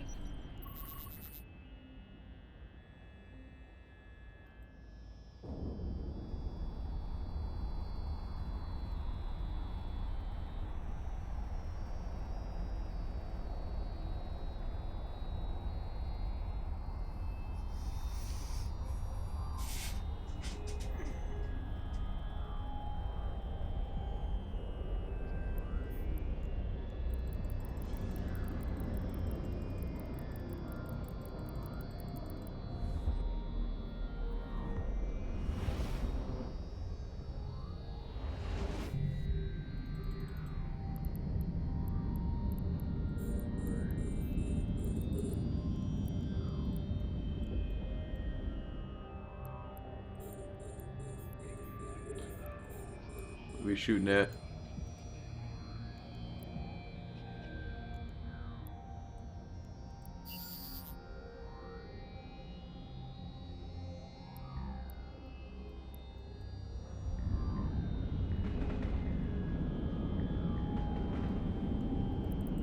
Damn, I'm not gonna do any damage on this.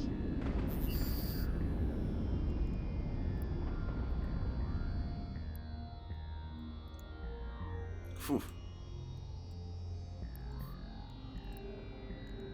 Alright, well, I got another kill, another fight.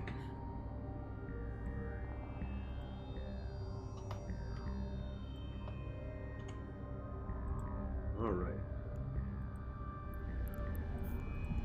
The Stargate denies you permission to jump at the moment. Alright, I need to just kind of do...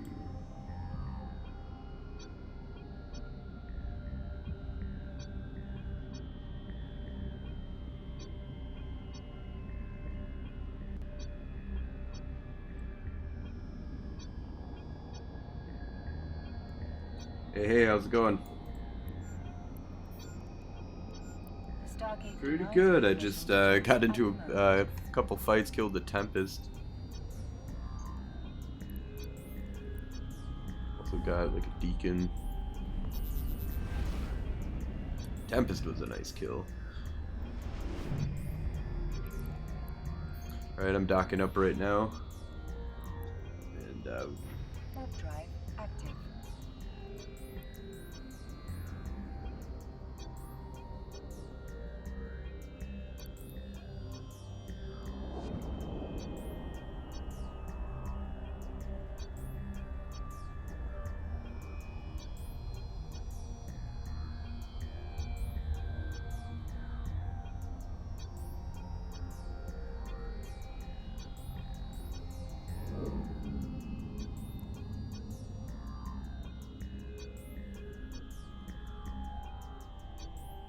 Docking request accepted.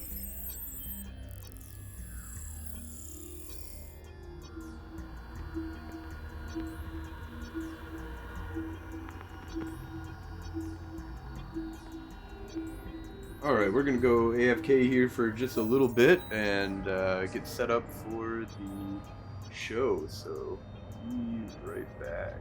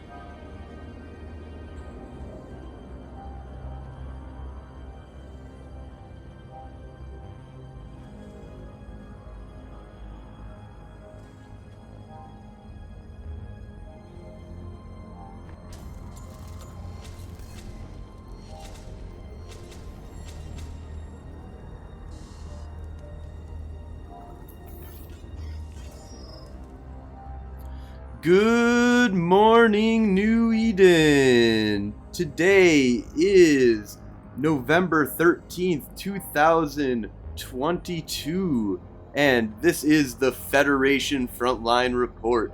I'm your host, Frozen Fallout, and my co-host is Night Flyer. Hey, good evening, everybody. Today we are interviewing Xanis Desef of Safety Alliance, and also talking about how everything has changed for faction warfare. So, Xanis, how has space been treating you? It's been okay. It's it's New Eden, so we get nerfed again, but we're gonna keep ganking. Nothing's stopping us. Yeah, there's a lot to talk about with the changes that have come to ganking now. You guys don't get alphas anymore. That doesn't affect us as much as people seem to think. Like people are like, oh, that's a big nerf for them. It's really not. What it stops us from doing though is recruiting, because we used to be able to be like, hey, just roll an alpha, get these few skills, come join us, and now they can't, right? So that's the one way it hurts us. But otherwise, like, I mean, everyone who's ganking, like, we're all using alpha or omega accounts, so. Yeah, so you guys weren't abusing the system of just. And I mean, it's harder because it's the alpha system. So unless you're actually cheating, which is to use more than one alpha on you're personally doing that, getting all of your buddies like that aren't playing Eve already with omega accounts, is you can't mass do it. You can trickle it, right? Is the concept. So like you were saying, recruiting gets hit, but in general, you're not able. You weren't abusing it before, and it wasn't really abusable before because of the restriction of one. Exactly, one per computer. Yeah, it was a good balance before. I mean, I understand their rationale for this one, but I don't agree with it, but I understand it. I mean, maybe it's not safety that was abusing it, but I'm sure that there was somebody out there, who just had 40 VMs and had it all set up so that, and doing it, quietly. Because there's a lot of quiet stuff that happens in Eve that nobody knows about at all. There it's are not talked tons about of on Reddit. Tons of gankers who don't have their stuff signed up to Zkill, right? So, and if you don't post them and you're not signed up, then it never shows up. Yep. So there's a ton of people like that. So, whereas we're flashy. We want you to know who we killed. So we're attention whores. Yeah, no, it's an interesting change. What about the not being able to dock? How is that?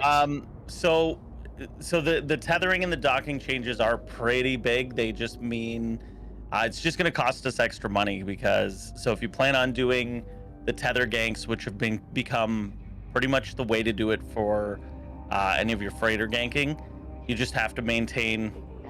So basically, we will only be ganking. Here's a tip for you guys: we'll only be freighter ganking in 0.5s, and you'll have to maintain your character somewhere between -2 and -4.5, because once you get to that, you won't be able to tether anymore, and then it becomes very difficult to get. We used to gank before tether existed, and we could go back to that. It's just more of a nightmare. So the cost, I understand this change from CCP. It's like, well, let's do this and it'll cost them some money. And honestly, that makes sense to me. Again, we don't like it, but we will adapt. For as far as like minor ganking goes, like for those who are ganking Hulks and Mackinaws and things like that, literally nothing changes, because most of us staged out of just NPC stations anyways, and then you would just undock and go, and so the only thing that'll happen is if the target docks up or moves, then you've lost those catalysts, right? You can't redock them. Okay, yep. So Asia Park asks, is ganking a profitable gameplay? It definitely can be. I don't think anybody who's in safety ganks for the sole purpose of profit.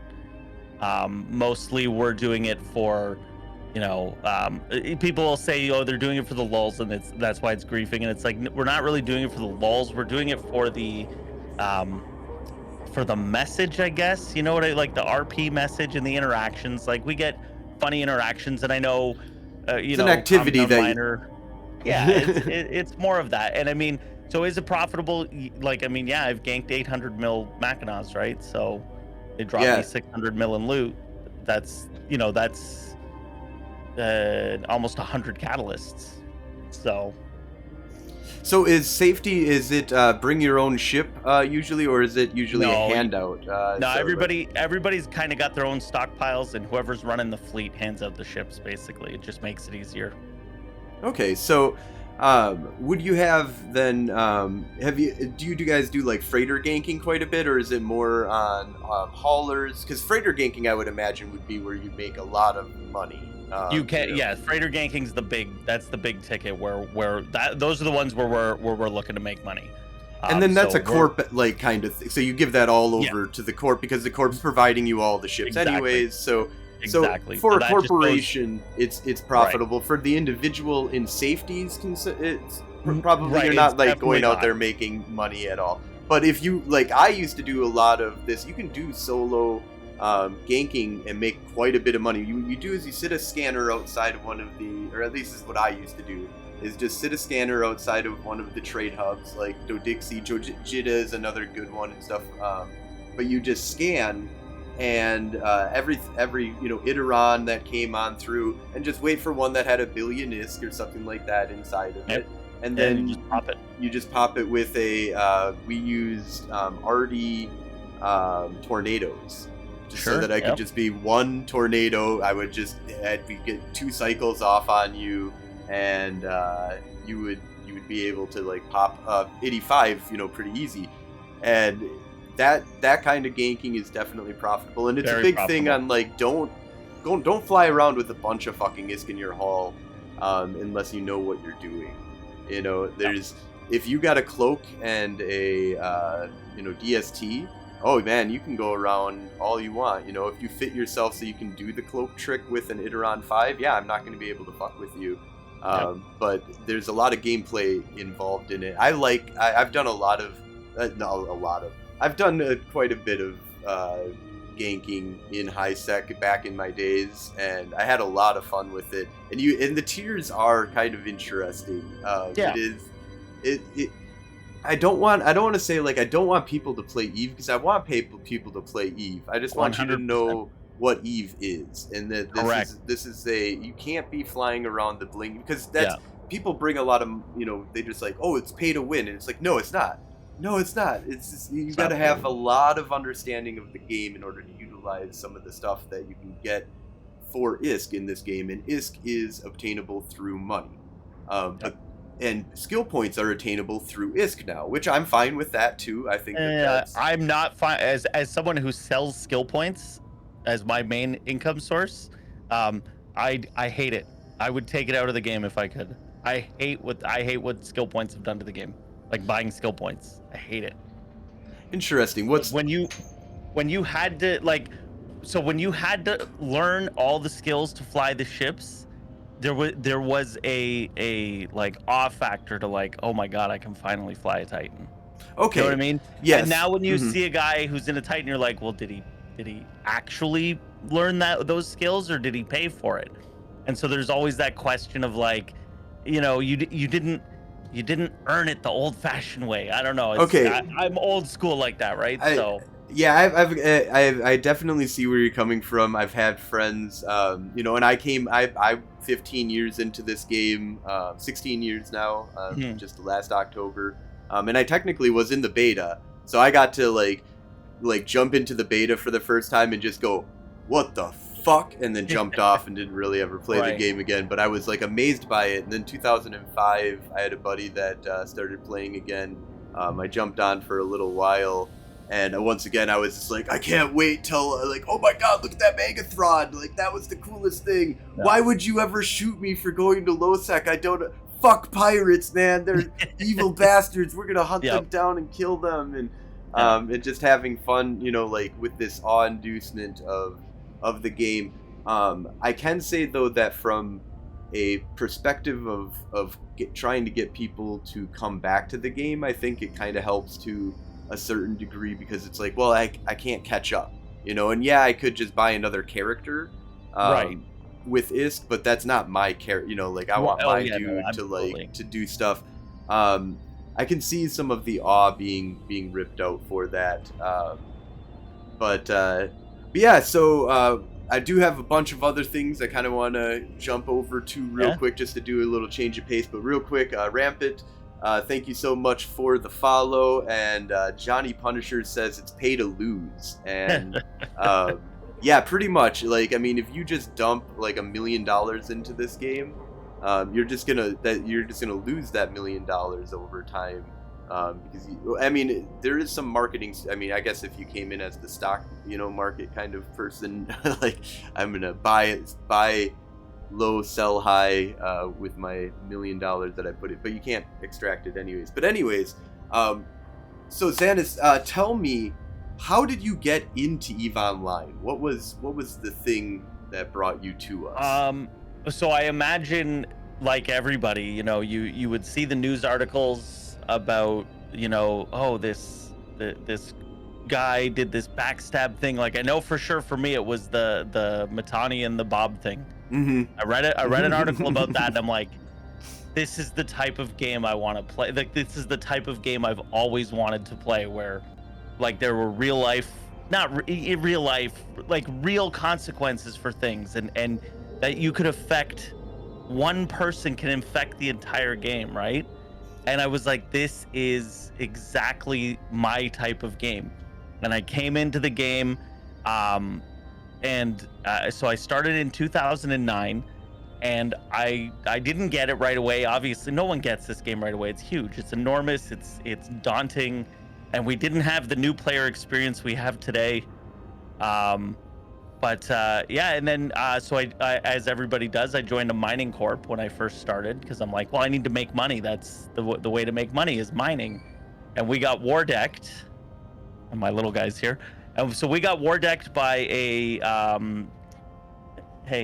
we got war decked by a corp, and my CEO said, hey, just stay docked up for a week. And I said, what are you talking about? I'm like, there's 9 of us here. There's one guy in system. Let's go kill him. And he's like, no, he'll just kill us all. So just stay docked up for the week. So then I ended up convoying that guy and being like, hey, like, tell me what you do. I want to know what you do in the game. Yours sounds more exciting. Yeah. And then I ended up joining that corp and became a douchebag ever since. That's awesome. So you pretty much you dipped your toe in and then just went straight into the deep end of ganking, which I didn't really get into ganking for many years after that, but I was still like, I was doing war decks and high sec for a really long time, and then I moved to low sec, where you could, back then you could still pirate and ransom people and they would pay ransoms. Mm-hmm. Yep. Yeah. Not something that can be done today, really. No. And that's the problem. Like, there's no piracy, and this is why I still do the ganking stuff, is because there's no piracy in this game anymore. But ganking's the closest thing to piracy. Yeah, and pretty much you're just, you're blowing them up and just taking their goods instead of, like, the idea of ransoming. So yeah, so tell me a little bit about the war decking. So when you first started off, you said that you got into a lot of war decking. What year was that, and have you seen the changes to all of that, and what are your thoughts on that? Yeah, so it would have been late 2009, early 2010 when I was in that one war decking corp, and I learned sort of how to PvP with them. The problem is they were EU guys, and I'm in the States, so it was tough to really hang out with them. I had some days off where I could play during the middle of the day, and that was fine, but that became the biggest problem, and why I had to leave was just because no one was on when I was playing. But yeah, we would war deck just random mining corps, and we would war deck RVB and Eve Uni. We war decked them, and then we would just run around high sec trying to kill people. It was fun. I moved on and made another corp, and we were war decking as well. The new war deck system is good. I mean, when I saw the stats about people getting war decked and then quitting the game, like I'm like, I heard that was a big bad that was Yeah. a statistic that you had to address, you know, Right. from And to me, CCPs. and to Because me, I'm like, ganking doesn't do that. Actually, the data does not support that. It does not. It shows that because there's a difference between shutting you down 24/7 for weeks on end and Yeah. shutting you down one time and making you go like, now I have passion in this game. Like I felt something. And I really mean, harsh. it was really bad. It was really bad back in the day because you could put every person on the enemy corp on your watch list or on your friends list, and you would know when they were online. Because they couldn't, because back then it didn't have to go both ways. Yep. So if you had them on your friends list, they would just show up when they were online, and so you could just camp them in locator agents. Where are they? Okay, and we would camp them in stations. Like, I mean, we weren't nice to them. It was just the way we played the game, right? And you know, and then we got into like safarying and things like that. And if you don't know what that is, it's basically where you join a corp, and then you start killing your corp members. And then if you stay out in space, they weren't able to kick you from the corporation, so you would stay out there and then say, "Oh, pay me $1 billion ISK, and then I'll leave," and they pay you, and you don't leave, and you just stay docked out until downtime. And yeah, we were not nice guys. Night Flyer, did you do any? Allowed those fun things. So, have you ever done any war decking at all? I've done it one time for low sec reasons of fucking with this one guy. So I have a little bit of experience, but have you had any experience with that? I've been war decked. My alliances every now and then. You're in high sec and they'll war deck you, but it's never really bothered me that much. You don't fly blingy stuff out of Jita and you'll be all right. Does Network still do war deck mechanics these days, or is that a lot less or not at all? It's been a lot less. I don't know that it's had any real impact on our contracts at all. So I mean, because I understand that the war deck mechanic now is that you have to have a high sec. Do you need in order to war deck somebody, you need to have one in high sec. You can't have one in low sec. Right. You have to have one in high sec. You designate it as your HQ, and then your goal is to destroy a. Yes, their war HQ ends destroying their war HQ ends the war. Right, and each side. So each side, yeah. Yep. So you designate one. And like honestly, it's fair. It is a fair mechanic. Yeah, if you want to have a structure up, it used to be. But yeah, it's not. It is fair. It's as fair as you can make it, without the chaos that it was before. So Alice Winfield says, so all of the high sec gankers are joining FW now. Good to hear. I don't think that's the case. Not yet, but I mean, like I know, Ico had an alt in before, so I won't be surprised if a lot of us are trying it out. So, I mean, it's definitely something that I am super stoked about. I love the changes that have come in, to FW at this point. And I think everybody should just get an alpha into faction warfare at this point. The money is insane. Is there any downside to using an alpha account in faction warfare over an Omega? Downside in that your selection of portfolio of ships that you'll be able to use has diminished.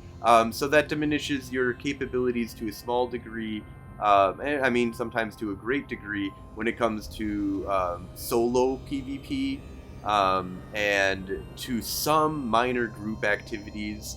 But at this point in time, really, if you get into a Atron or Tristan or whatever, and you can do the scout sites, you can probably even do the small sites without too much of a problem solo and get some solo PvP possibilities. But with the 5-man sites, the standing fleets, the way that they've been, at least since the patch has been out, with objectives coming with these battlefields that they're going to have, which are PvE, PvP sites that they're going to have, where it's going to be the Galente and the Mimitar, or Galente and the Caldari will have two fleets that are smashing into each other. There's a point and beacon that you've got to hold down, and then you got to bring a fleet because the enemy side will start shooting you with their NPCs, and it also gives a bunch of LP, like a shit ton of LP from what I hear.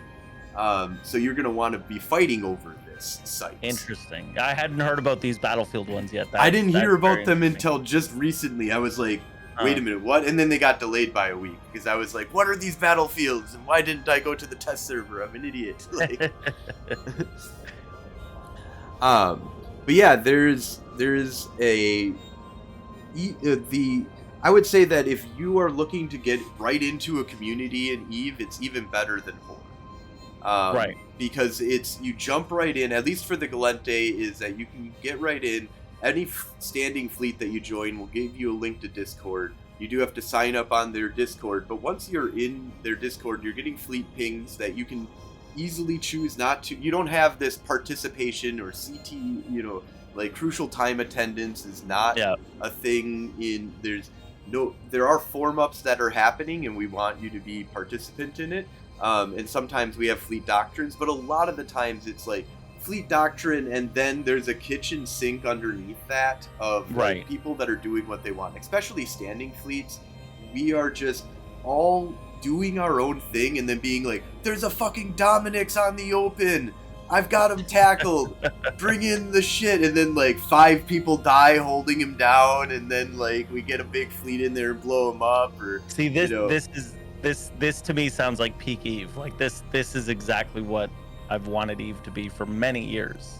Yes. And what I wanted Faction Warfare to be for many years, because like, I mean, I was in Faction Warfare years ago and it was okay, and then I was in Faction Warfare earlier this year, and again, it was okay, but this, what you're describing sounds like the pinnacle, like the best version of it.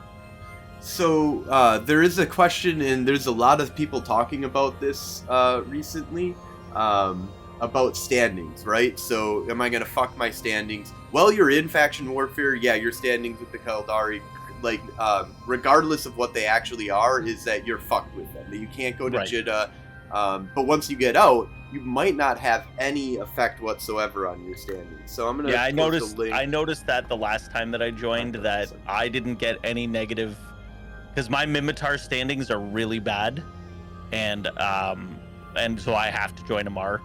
And when I joined Amar the last time, I'm like, oh, I might make it where I can't get into any Mimitar space, and it didn't change at all. So I was PvPing like crazy. So I just posted, and it always breaks it because there's a comma in there for some reason. Why is there a comma? I don't know. Some things that will accept it, some things won't. But if you copy paste that in, or just look up Faction Warfare standings in Wikipedia, UniWiki, the faction losses that you get really only come from, and this is for the enemy militia corporation, enemy militia faction is for declining or failing missions, and I think being promoted. Oh, really?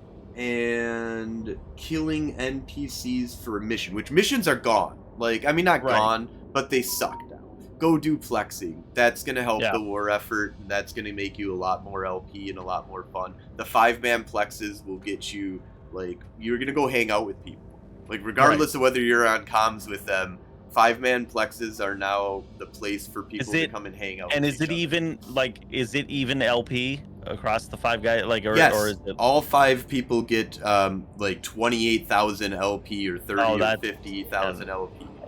Like really it's and right now it's selling. So I just sold 3 Navy Moros BPCs for 2.5 billion ISK. Just straight up. So I didn't have to do any work for that. If you build Navy Comets right now and Navy destroyers, like, I think are really great, because like I think they're selling around 30-40 million ISK right now, and it costs approximately like 10 million ISK and like 10,000 LP in order to like do that. So making out pretty well.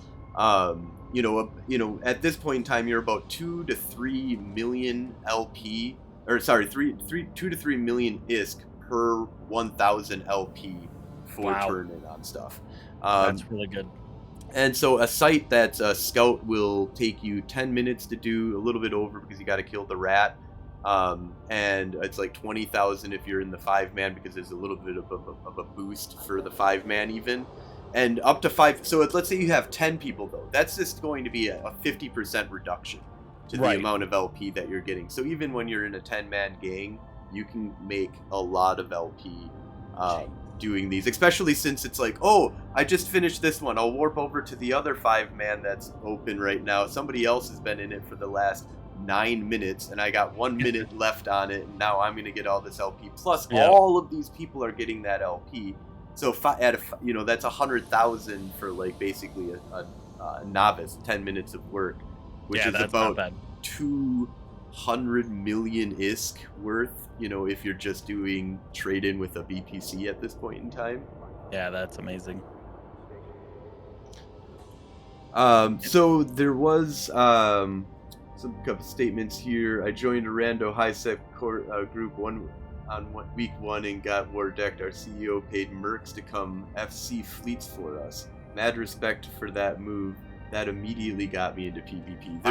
That's really good. That's rare, that's though. A good CEO. That's a good CEO. Yep, that they handled that properly. And the network does contracts. So if you do have a structure that and you are getting war decked, then definitely there are mercs out there that are taking contracts for that stuff like that. So. And some better than others. Just yes. But a quick step back towards ganking. I know I've always been kind of not a fan of it, but appreciative of it. I've flown in public fleets with Zanus and the crew with my alt and did that. Great times. I don't do it regularly. But as a new player, coming into the game, it was just that added extra excitement that came with, okay, yeah, I have the mine because that's how I make money when I've only been in the game for a few months. But just knowing that anytime, like, a fleet can come in. And then watching your streams, we kind of learn how to get around that. Like, okay, well, code or safety, they're set to red. So when they come in the system, well, don't mine in the system then. Move on. It's been that easy. The answer is so simple. And, Princess Psycho came into Heck the other day, and my alt was in there. And I was like, oh, I'm docking up. Yep. So... It's really simple. And I mean, when I was ganking a lot, there's reasons I don't gank on stream anymore, and one of them is they've kind of fucked around with the way the clients use my CPU and video card. So running 6 accounts and is streaming. not as and OBS is not as fun as it used to be. And then they also made it where I have to run 6 accounts instead of just 4. So that kind of stuff made it a little more difficult. But I always said when I was streaming, I'm like, this is educational. This is an educational stream. You watch the stream, you'll learn how not to get ganked. You'll see exactly how I do it. I don't hide.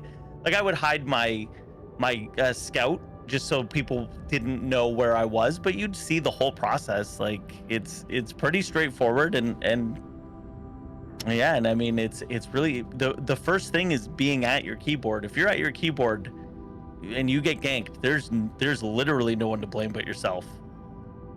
And if you're not at your keyboard, you're still the person to blame. So So be at your keyboard. That's be at your keyboard.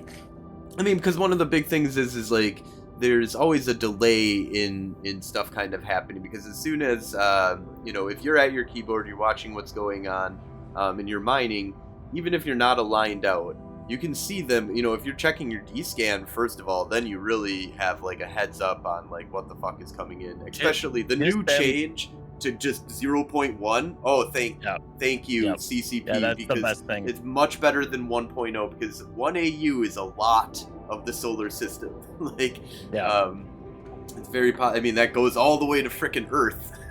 like in distance. So there's a possibility of catching a lot of stuff going down to 0.1. But even then, if you just see somebody warping in, like they've got to drop out of warp, get lock on you, like all of that is just, you just need to press warp as soon as you see somebody coming in on you. I just like I've always said, if you set them to red, set safety, set code, set Novus Ordo. Oh yeah, that's a huge one. Set all of us to red, and if you see 4 or 5 come into local, just dock up. There's no harm in docking up and waiting 15 minutes, because I can tell you this, we don't have the attention span to wait around much longer than that. So we're moving on. If we don't gank you in 15 minutes, we're moving on. I can promise you that.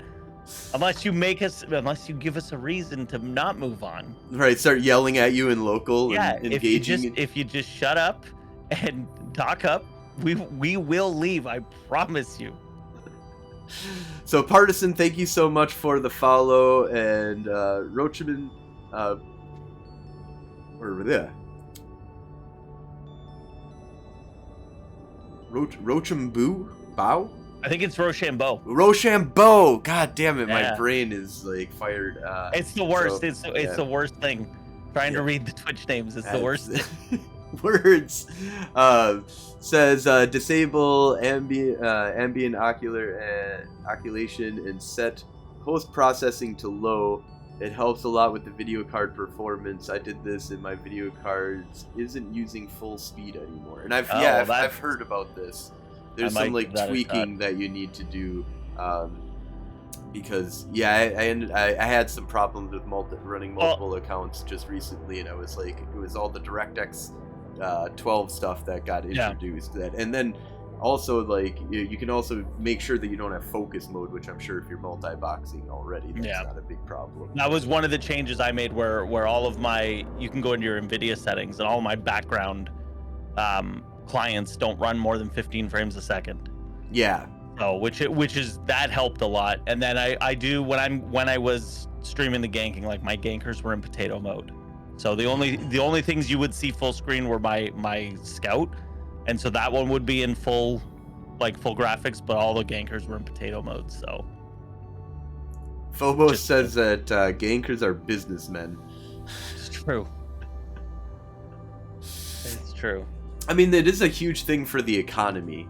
You know, if there wasn't any death in high sec, like that would just make inflation, or it would actually create deflation, because nobody's buying anything, and the nobody supply would be buying chips. Exactly. It's too high. So you know, there's a whole economy. You know, there's a reason why there was an economist that was hired at one point in order to come in and evaluate what was going on. There's also a reason they haven't removed it from the game, because if it was causing people to quit the game like they say, they would have removed it from the game. They removed the old war deck system. They would have removed ganking if it was the problem that people say it is. They would have removed it. But I mean, like, on the safety Discord, we have a kill feed, right? Like a kill feed channel, and like, I mean, how many ganks are we doing a day? Like, you guys think we're destroying the game by killing like 40 ships a day? Right. Yeah. We're talking about 40 ships a day. Right. Yeah, it's not like you're going out decimating the entirety of low sec and high sec. Right, and the most we can gank is every 15 minutes. Right. So, like, I don't know, man. I think the only problem comes in is if you are focusing or intentionally harassing a specific pilot or group of pilots or system on a regular basis. I think that's the one that people kind of frown upon. And I know, as a fan of your stream, I've never seen you doing that. You move from systems, and I think you've actually, I've blown this guy up recently, and you've moved on from it. So that's the only problem I see. Or it's kind of like that falls in the same character as the stream gankers that people seeing frozen out. And I know he invites it, but you know, there's the other guys out there, and Hateless is probably the most famous recent thing, where people are actually watching him stream, hunting him down, and blowing up and messing with what he's been trying to do. Yeah, there's no like I've always said, stream sniping's bad. Don't stream snipe. It's not a good thing to do. Like, you know, but it's going to happen. That's Eve. That's Eve is You're giving out Yes. the free intel. I know what I'm streaming. I'm giving out free intel. And you can come and blow me up. You bring the hard counter to what I'm flying. It's going to happen.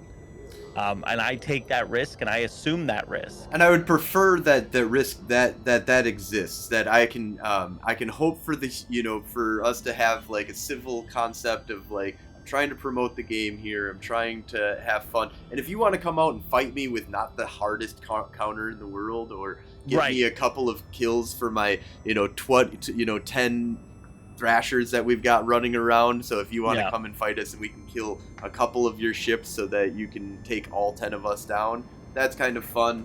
But if you're just like dropping everything to like, you get 30 guys, drop the facts on like, 5 Gnostises, it's like, okay, I mean, I guess. But in general, I prefer that that's that's capable for them to do that, because EVE is the spy game, and I am spying on my own self. I am the leader of an alliance that spies on the entire alliance to the entire world, for content.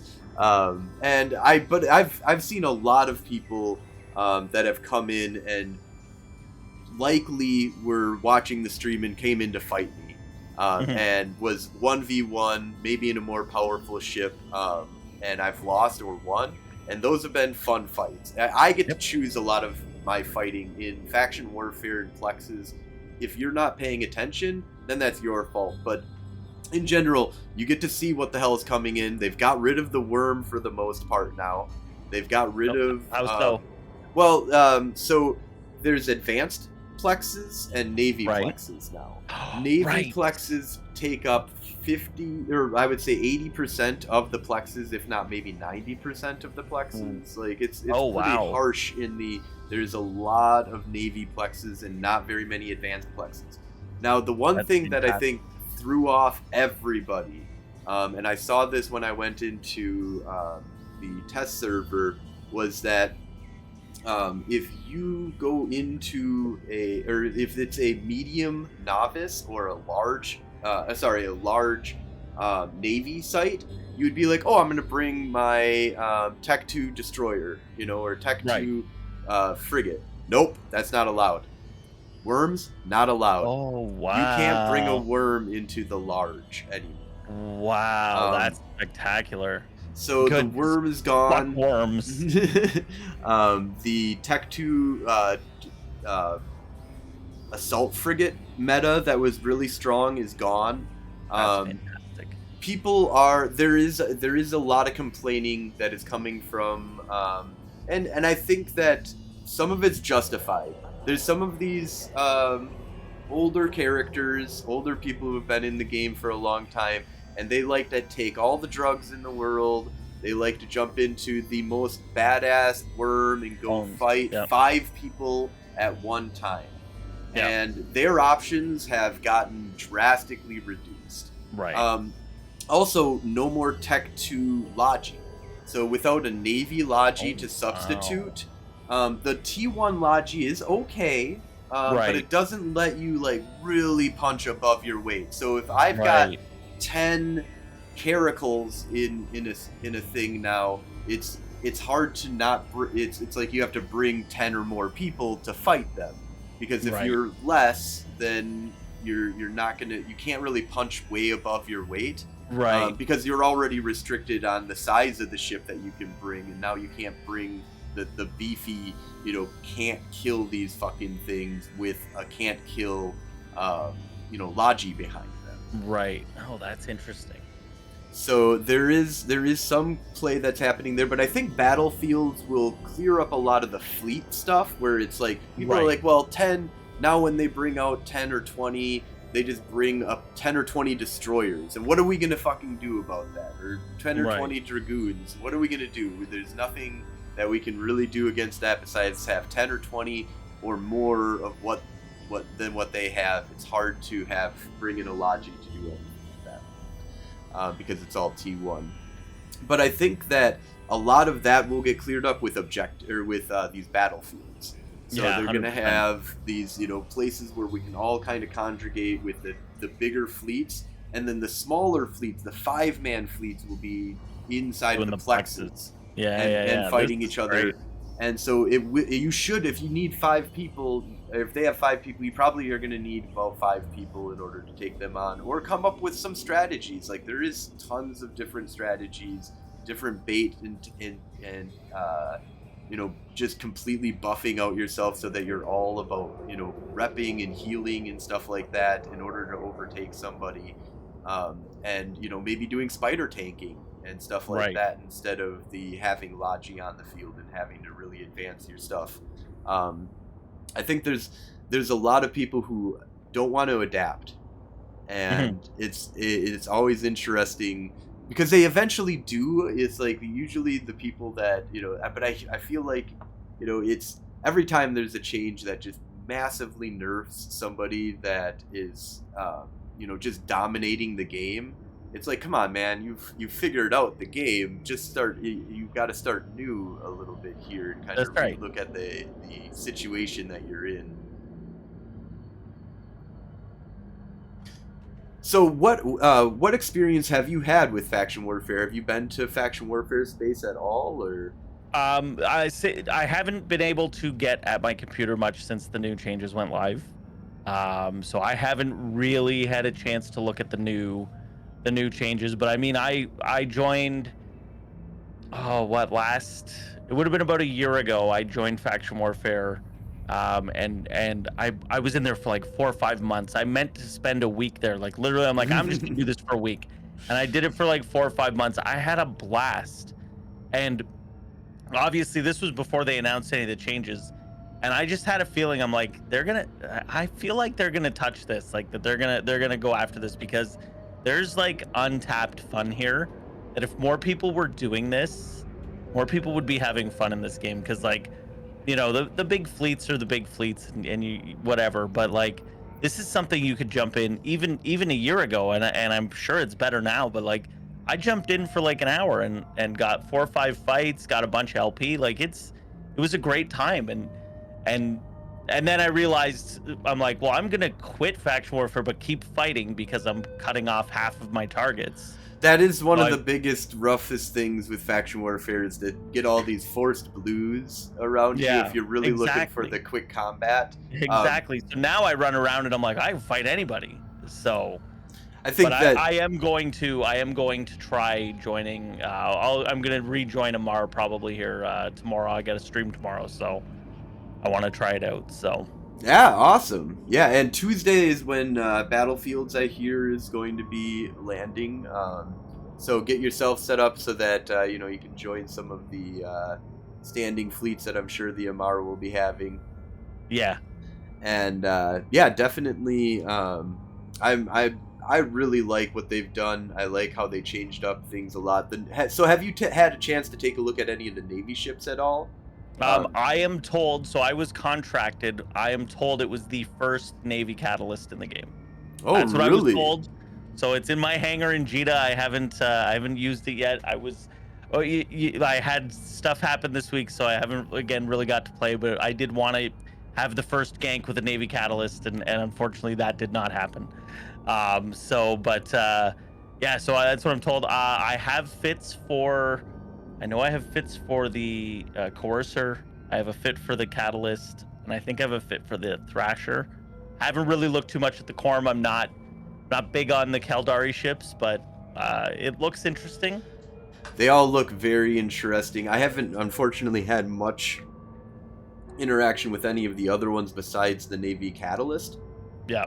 Because as soon as I started really figuring out, I had to go like figure out what industry is real quick, because in my 15 years of playing Eve, like, that is like very foreign.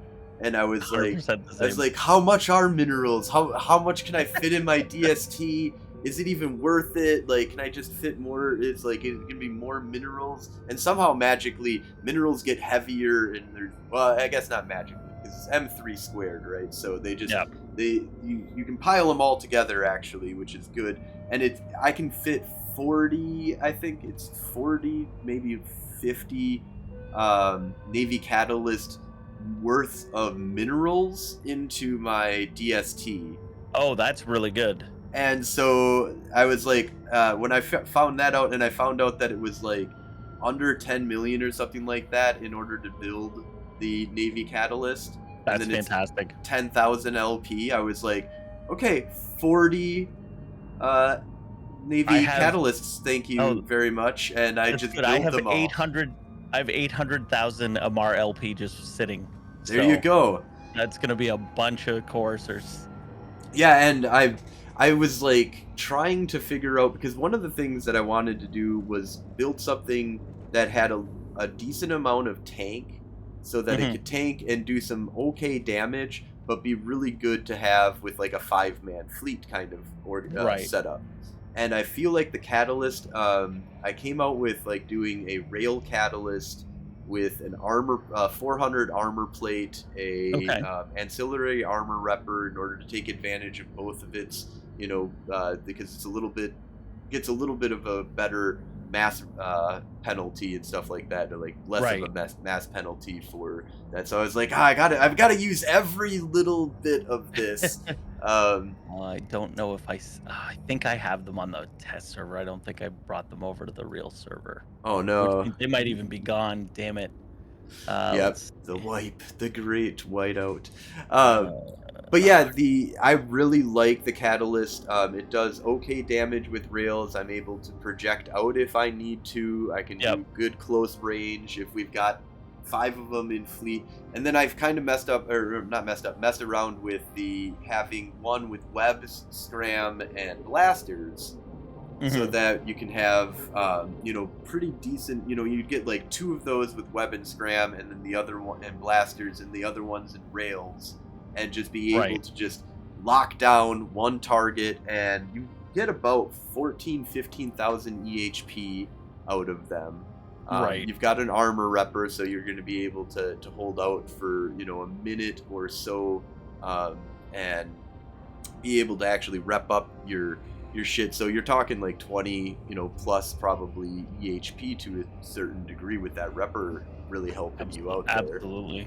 So I do like that they got all of them have rep bonuses, and I really like that. Yeah, it really allows you to. The one thing I've been trying to do was be like, can I do a dual repper setup? And it just is not quite there from what I'm seeing.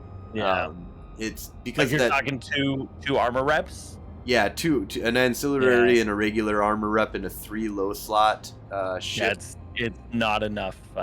Not enough slots. Yeah, it just so you can't. But I feel like the plate makes up for it in the sense that you can't just be alpha'd off field anymore with them. Like, because I have this thing with my Galente ships where I like to do the ancillary armor repper, but then hull tank them. Yes, so that's the or the bulkheads, right? The bulkheads. Yeah, because I was looking at that, and that's what I did this time around too. And I'm trying to convert some of my. I'm pretty sure that's what I did with the catalyst. Was I put bulkhead rigs, a damage control, an ancillary armor rep, and probably a mag stab. Yep. And then either afterburner, micro, or probably afterburner, scram web, and then I'm sure I went blasters on mine. I don't mess around with my catalysts. Yeah, no, this is for close range. Like one of the things, if you're sitting inside of a Plex solo, you want that afterburner, blasters, web, scram, and sit just right at 0 on that button. Just whatever comes in, you're just gonna face plant them in the face. Yep. And that is so yeah, I've got the 2 designs for that, and the one thing that I like though is the micro warp drive if you're in a fleet, just so that you can move around if need be. Oh, for sure. And chase something if need be, instead of because even if you have one person with a micro warp drive, it's like, okay, I caught him, and it's like, okay, you're like 100 we're all getting there, don't away. worry. Yeah, someday we'll reach you, man. Go the other way. Go get 50 back and then warp to me. Right. Yeah. So, what are your opinions at this point on faction warfare? It sounds like you've got a pretty positive. Like you want to come on over and start messing around. Absolutely. Are you looking forward to being able to? Are you going to be doing like building your own ships and stuff like that now that BPCs are so cheap? 100%. I'm gonna be building. So I have an alt in Mimitar, where I'm gonna just suck it because if you've ever watched my stream, I'm like big on the Vigil Fleet issue. Oh yeah. Like, Okay. Yep. That's such an underrated ship. Like I don't lose fights in that ship. Like solo, I if it's a solo fight, I do not lose. Wow. All right. And this will be a it's huge advantage to you now too, because it's Right. just going to be faction frigates that you're going to be going after. So if you've got the the only Vigil thing I couldn't kill were worms. Oh, there you go. Yep. Yep. Yeah, it would be a draw, and I would just warp away. So I just don't bother fighting worms. Yep. Now you but won't yeah, have to worry about that. I'll literally fight any other. Now, I mean, I have implants and stuff, so I might have a little bit of a cheat going on because I got. But I again, they're not rep implants. They're just what do you call it? The snakes, just to get the little bit of extra speed. Yeah. But yeah, Yep. again, I love the Vigil Fleet. I think it's very underrated. But what I was hoping for with this, and again, we're still early with the new faction warfare stuff. And first, I need to not have to leave my corporation. That's my first thing. I just And want I to hear stay in that's safety. Q1. Real quick on that, how are they going to do that?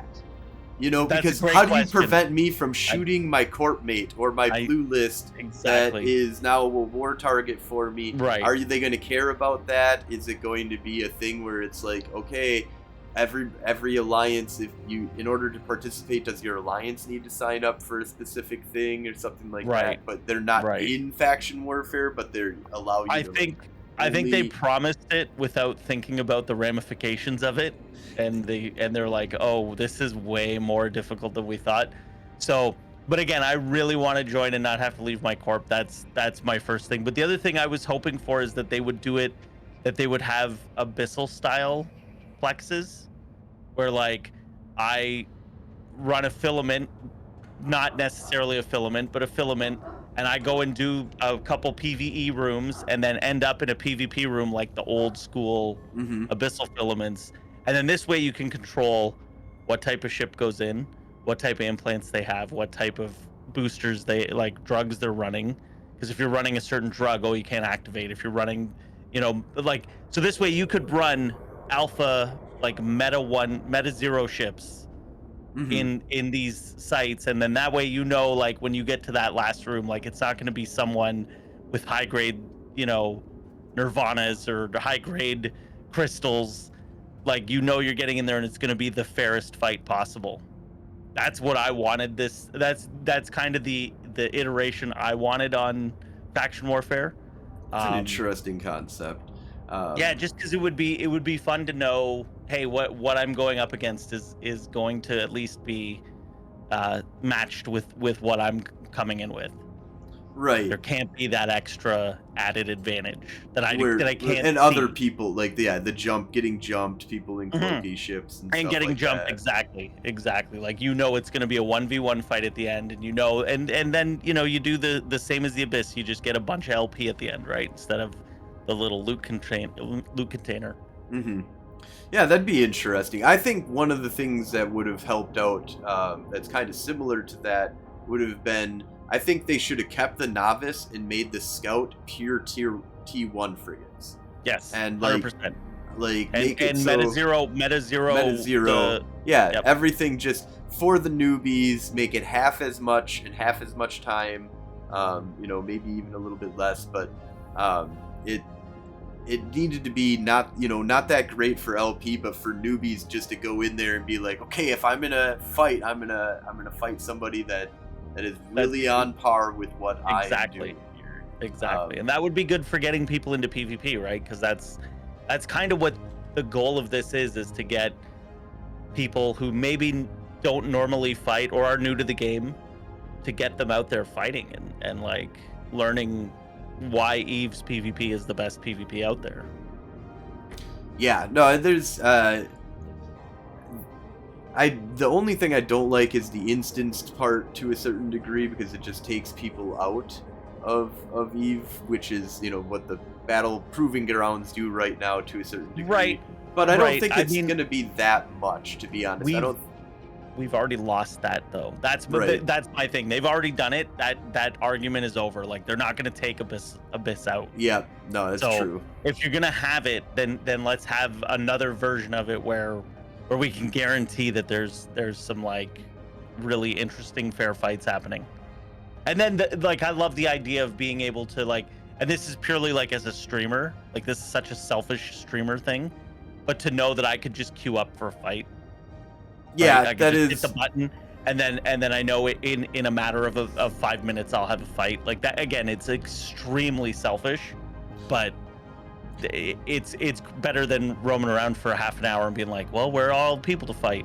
Yeah, no, and that's hopefully, from what I understand right now, is not the problem in faction warfare. So yeah, no, that has with the focus, the problem that you're having right now in faction warfare, I think, is finding completely solo people, because it's encouraging so much to team up with the 5-man plexes and stuff like that. That people are a little bit more inclined to join up with Standing Fleet and stuff like that, and maybe be solo, but also have 10 of their buddies around. So if you everybody's like in the same system, so it's not as easy to go, oh, there's only one Keldari in the system now, I'm gonna go find him and kill him. Right. There's probably gonna be 5 of them, and maybe some of them are AFK, and now that front lines you can dock in frontline systems, you can dock in NPC stations, you can dock in you get tether, there's no problems it being on a frontline system. Who knows, where most of these people are, like, that are out and about, and they will all of a sudden appear out of nowhere because one person is plexing and gets attacked by some dude, and then they just call in the cavalry. And so I think that has become a little bit harder, but there is lots of ways of I have still found that there's still a lot of people out there looking for solo PvP. The one thing that I do is I usually try and set myself up as the hunted instead of the hunter. That's one of the best ways to get solo fights. Yeah, it's just like, I'm just going to sit here in this Tristan inside of Scouts on the frontline systems and just wait for somebody to warp in on me, and I've leveled the playing field as much as I possibly can I've done all the stuff that I can do in order to make it so that I might be advantageous in this. And if I come out on top, I come out on top. If not, who cares? Like, it's now, are you flying this Tristan? Like, exactly. Are you flying a Newt Tristan or? Yeah. So I do a weird Newt Tristan though. I do 2 Newts and a Nos with a web and a scram and an afterburner. So that makes it so that, especially if I'm doing like baiting for fleets and stuff like that, you can hold down the target with the scram and the web. Like, it's the one thing I don't like about the Punisher. I love the Punisher for its just super tankiness, but then all of a sudden you get to the like, oh, they just had an afterburner and burned away from you. Exactly. Or they had a micro warp drive and just got out farther from than what you could do, and you didn't have that scram and web to hold them down and slow them down just enough to catch them, actually. So, Nahiran, thank you so much for the follow. Rami, thank you so much for the follow as well. Asia Park did ask. I was just gonna mention that. Go ahead with the Asia Park comment. Asia Park says, just curious, why does a fair fight matter to a player that likes ganking? I mean, we all want fair fights, right? Like, I mean, that's just life. You want fair fights. I don't know. I'm gonna say that. So I did ganking back in the day. I do a lot of gate camping and stuff like that, and just like straight up, like, we have 15 people and we jump on a hurricane or a tempest, and there's a lot of things that kind of come into the factor of what EVE is that allows for these things and make those things fun, but also trying to get as even of a playing ground as possible in those conditions is almost impossible.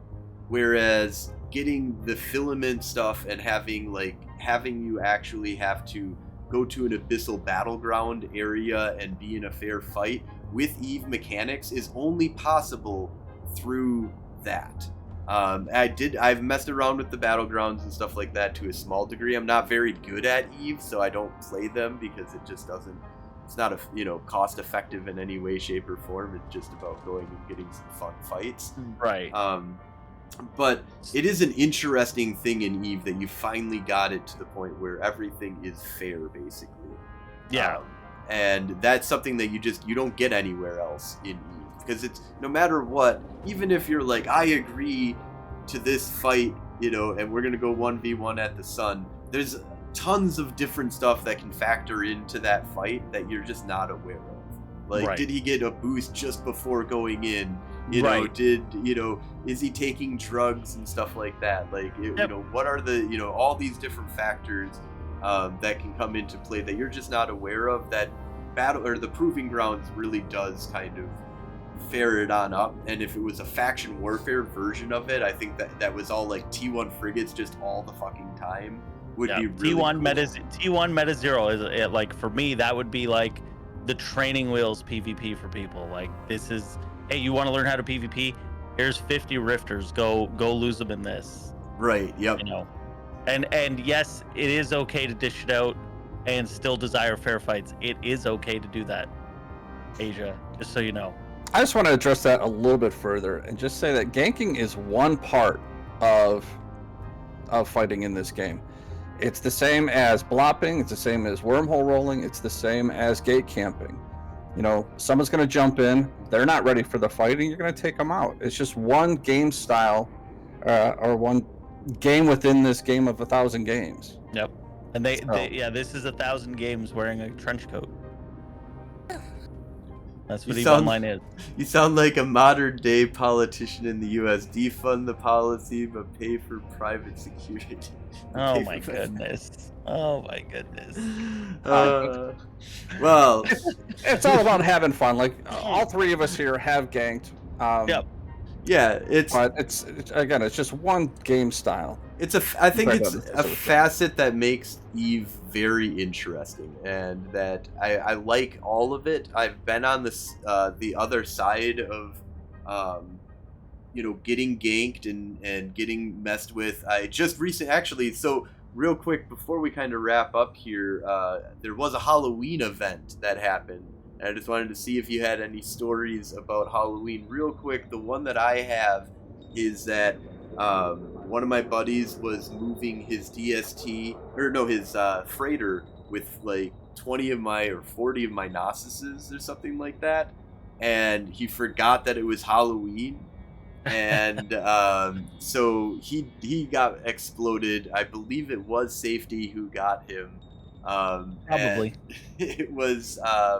It was an interesting thing because after that he was like, "Oh shit, I'm not playing until Halloween's over with." Like, I gotta take a step back because. So were you guys out and about like really heavily during the Halloween event because of the 90% drop? 90% drop. You kind of have to be. You would be silly not to be. I know we were doing coordinated fleets in Del Toll. That was where we were for that. So, and I believe I might have been on that gank. I don't know for sure, but I might have been on that one. But yeah, no, we again, it's one aspect of the game that I enjoy, and I like the interactions I get with players when I'm ganking. I do also enjoy fair fights and fighting 1v1 and fighting in low sec. I can enjoy multiple facets of this game. And I think everybody should enjoy multiple facets of this game. So, yeah, no, that's one of the things that makes Eve beautiful is that it is like I said, I've been playing for 15 years and I didn't know anything about industry really. I thought that there was a skill that would reduce the amount of minerals that I needed to, but that's all. Is there not? No, I don't think so. Oh wow! Okay. I think it's just time reductions from everything that I see, and it only takes like an hour to build a frigate and like 2 hours to build a destroyer. So beautiful. Yeah, 40 destroyers was just like popped out real quick. Like I learned more about industry in the last 45 seconds than I have in the previous When I started playing in 09, 13 years. So yeah, no, exactly. That's and that's what makes Eve beautiful, is that it is such a huge game, and I think that there is room for a little bit more of a theme parky kind of thing that is faction warfare. Seems to be pulling out a lot more of this PvE, PvP content, especially with Battlefields coming. I think that'll be huge, and I think that there is a huge amount of play for letting CCP come in and play around in faction warfare and mess with us and do weird stuff, bring, you know, events and weird, you know, suns exploding. Like, that's some cool stuff that is going on out there, and a lot more cool stuff to come. Before we go, I want to make sure that you get a little bit of a time slot here to talk about any projects that you're working on, and any shout outs that you want to give. No, I mean, I took the last week or so off, had some personal life stuff, so I will be back streaming tomorrow. My Twitch channel is twitch.tv/ZanusToSeth. Yeah, I'm gonna be hitting Faction Warfare pretty hard this week. So I'm really looking forward to that. I do have some YouTube video ideas that I've been working on, with Faction Warfare in mind, so that should be interesting. Hopefully in the next couple weeks I'll have those done. So that's it. Oh, and obviously shout out praise Ico as always. Oh, awesome. Yeah, praise Ico. Well, thank you all for watching. If you're interested in joining up with the war effort, go ahead and put an application into Golden Age Stories in-game. We run the Federation Frontline Alliance, and of course the Federation Frontline Report here. If you watch us, you can watch us live on Twitch every Sunday at 2300 hours because of daylight savings. We need to get rid of daylight savings, by the way. 100%. That is 5 p.m. Central Time. If you miss the show live, you can always watch us or listen to us on our podcast, the Federation Frontline Report. You can find that on Spotify, iTunes, YouTube, and pretty much any other podcasting platform that's out there. We do have a video version or just the audio. For those that are on the video, what we have in the background here is the new map. It is fucking beautiful. This is a huge upgrade. I've never thought that CCP could make a map that I would use because I just go to Dotland maps for 90% of the time. But I use this all the time now. And it looks kind of like Stellaris a little bit. Why does the regular map not look like this? I don't, yeah, no, It's exactly. This is beautiful. The regular map sucks. This Yes. is usable. The old map for this was it was just dots in space with no lines at all, like, and you couldn't understand anything. This is really cool though. They give you war zone details, let you know what's on the front line, how contested things are. You guys are really kicking the snot out of the Caldari, eh? It's a back and forth kind of thing. There's there is some systems that are getting pushed really hard. The Caldari are pushing, it looks like, a little bit harder for a couple of the systems, but we're pushing really hard for Lattisteer and Old Man Tsar right now. Yeah. And it seems like they have backed off and they are focusing much more on like Mataral and OICX, and Melmanual is being pushed really hard by them. So yeah, there is a lot of really cool stuff that you can kind of see here. A lot easier to understand where to go and fight these days, and the advantage system is all messed up. We'll probably talk about that on our next show. Hopefully they get that fixed here pretty soon. Yeah, these 1/10 of a ticks are just painful. Well, the 1/10 of a tick I think is intended. So there is this. They don't want systems flipping very quickly. They want. Oh, systems, they're not. They're not. I've been doing it for 2 days and we got nothing. So. I mean, we've got something. We've definitely been pushing. It was like 20% day one, or 10% day one, and then day two is like 20. We're on like day 5 and we're at like 50-60%. And that's I think it's supposed to be a slower roll though. But thank you all for watching. Thank you all for listening, and thank you very much for coming on It's been really awesome talking to you, Xanis, and I look forward to fighting you one of these days. So. Yeah, it's gonna happen. But I'll it's come not down too with my late to Vigil join. fleet. It's not too late to join Galmill though. So I prefer the space out in Mimitarmar. I like the. I know the system's better out there. Well, you can just join us and then just go out there, and you can still flex. But then you'd be flexing for the Mimitar, technically. Oh yeah, I would. Yeah. But yeah. I mean, come on, man. I just, my whole thing about I can't roleplay as an MR. Like it just there's something wrong in my soul that just yeah. well, my character's Mimitar, but I fight for the Amar, so like you're an oddball, right? No. Awesome. Thank you so much, and have a great night.